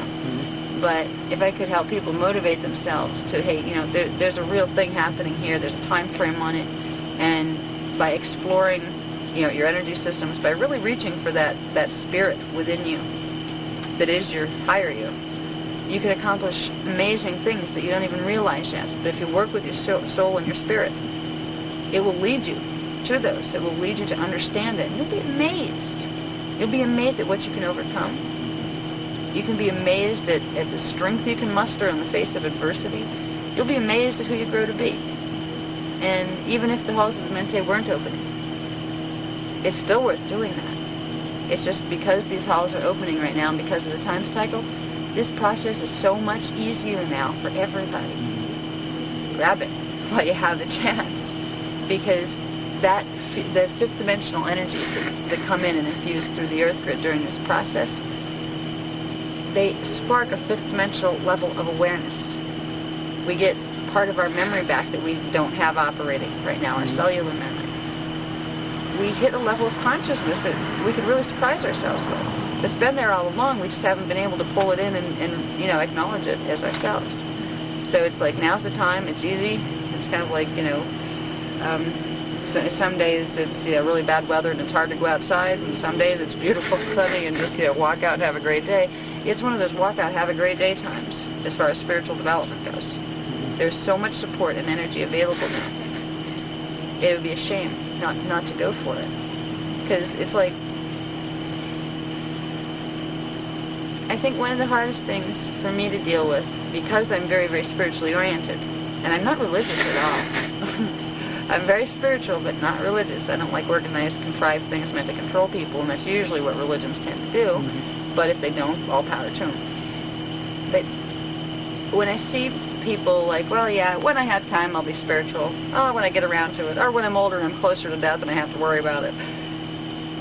They're missing so much on a daily basis because they haven't integrated that part of themselves. Everything looks different when that part of you is with you. And you start to comprehend the deepness of everything. You could look at a molecule under a microscope and have an emotional experience because you cognated what it meant. And there's levels there of consciousness that are worth exploring. So, unless anybody has questions, I've kind of wrapped up for tonight. Well, before you wrap up, there is always this article that come out that says that the New World Order is doing their darndest best to do mind control in the mass of populations that we have, not only in the United States but throughout the world. What effect does that have, in this kind of ascension process that we're trying to activate on all of us? Depends on who's doing it and what tactic they're using. Well, they're using electronics. For example, learned that the so-called high-frequency HAARP machines that's been deployed all throughout the world now is going to be able to control mass of people as far as their way of thinking. How would that affect as far as the time frame we have,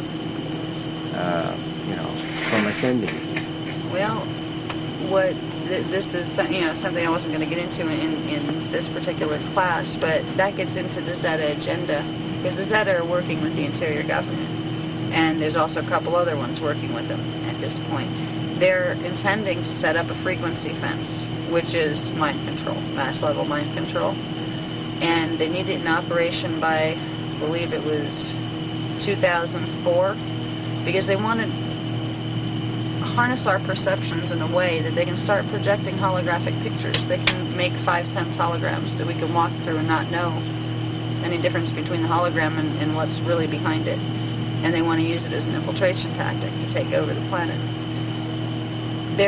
This is a technology, and I wrote an article about this in one of the Contact Forum magazines.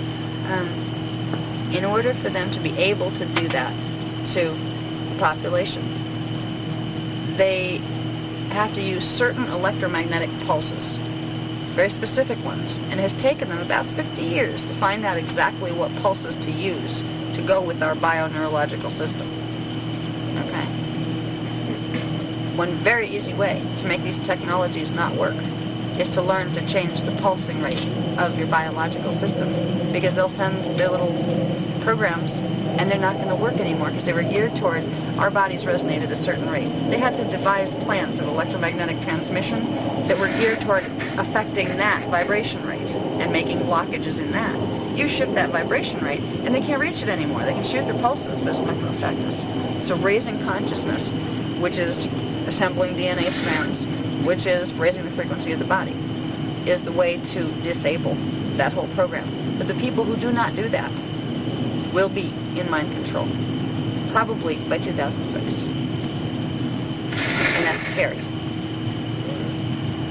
How many of them are going to sit there in front of their big digital TVs and not realize that there's little pulses of light being transmitted through the eyes, because it has to go through the eyes to affect the brain in a certain way to make the rest of the pulses coming through the earth work? And that's something I haven't got into, and we're not going to sell this one because I don't want to get in trouble with people that make digital TVs. But there are certain things that are being done, and there's a purpose for them. Digital TV conversion, last time I heard, this wasn't optional. This was mandatory. No, it's mandatory. Why? Why do you think? Why do you think little HARP things are popping up all over the planet? It's happening right before our eyes, but we've been so brainwashed into thinking everything's hunky-dory. It's called the Videodrome effect. So being aware of this is important. And being aware that you have the power as an individual to use your energy systems in a way that you can block whatever they throw at you. And as long as you know that and work with your energy, they won't be able to affect you. Then they may have to hunt you, or they really come and knock on your door and really try to scare you. Because if they can't control you, then you're a danger to them. Right now it's not that bad yet, where I can still get away with talking about this kind of stuff occasionally in public and not have anybody really trying to do me harm. We'll see where that goes. I know people that have revealed some information, some of it that was a lot less than what I have, who have gotten a lot of harassment. And have had death threats against them, have men in black at their door, and strange car accidents happening all the time, weird things happening with their cars, brake failure, that kind of stuff repeatedly. I've never had that harassment, but these systems that are putting in the digital television networks, the HARP systems, and God knows what other kind of technologies, because they are using a whole bunch of other types of electromagnetic technologies to try to manipulate us. The only recourse we have is awareness and knowing that we do have recourse to anything electrical or anything magnetic, because we are electromagnetic. The energy running through us is multidimensional electromagnetic energy. And if they're just beaming through with D3 or like third dimensional energy, you learn to pull fourth dimensional energy in to your system, and you'll be able to synthesize and totally process and harmonize the energies they're sending at you. It's that simple. That's what's amazing. You don't need big fancy electronic devices and stuff to like counter their nasty little, waves that they're sending at us. You just need to know how to control your own energy field. And that's not even expensive. You can buy like really big machines to like put up, electromagnetic screens to bounce their signals back at them.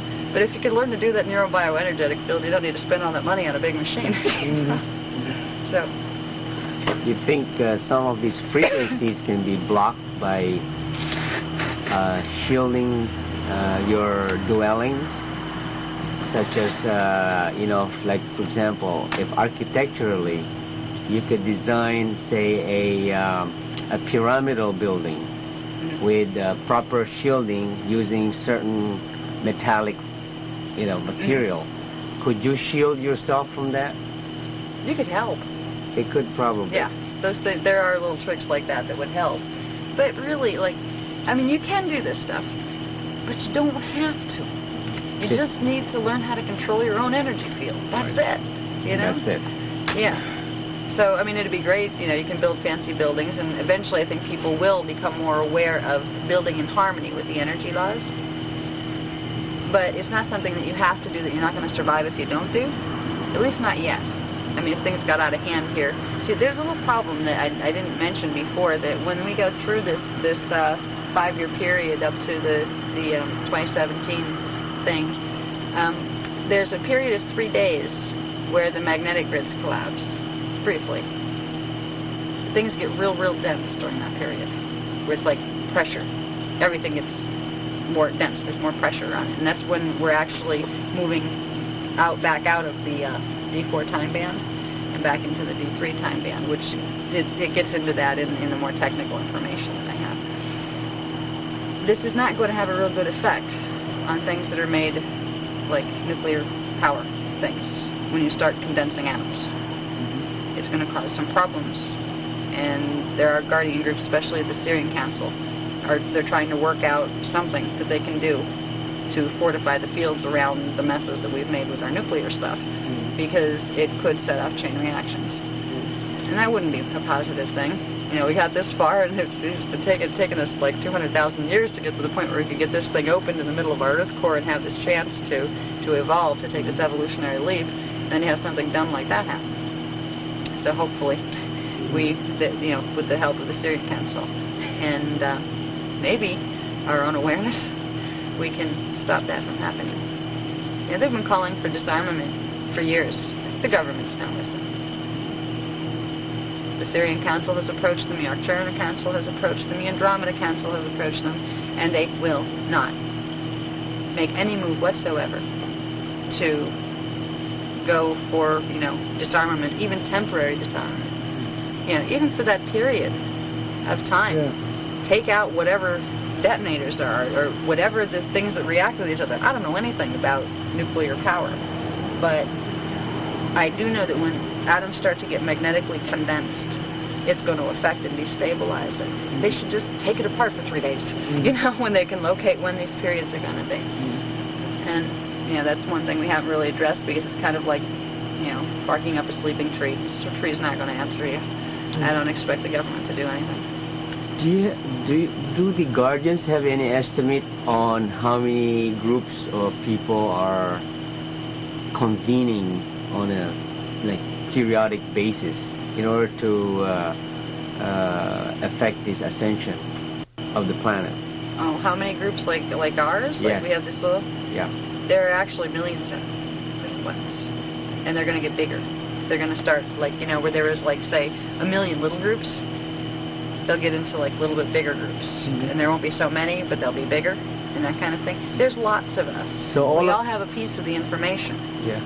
So all of these little groups will become grid work. Yeah. Right. That's what they're building. Yeah. And that's what it's building up. Yeah. And the frequencies. If we're able to raise our frequencies in our bodies, we become very, very valuable commodities to the earth, because we're able to, our field, our energy field, is directly a part of Earth's energy field. where we vibrate will affect how the Earth vibrates.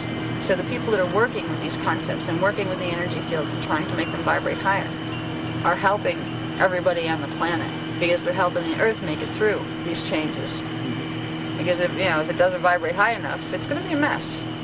You will see all sorts of natural disaster type things happening. We already see the shifts in the weather patterns.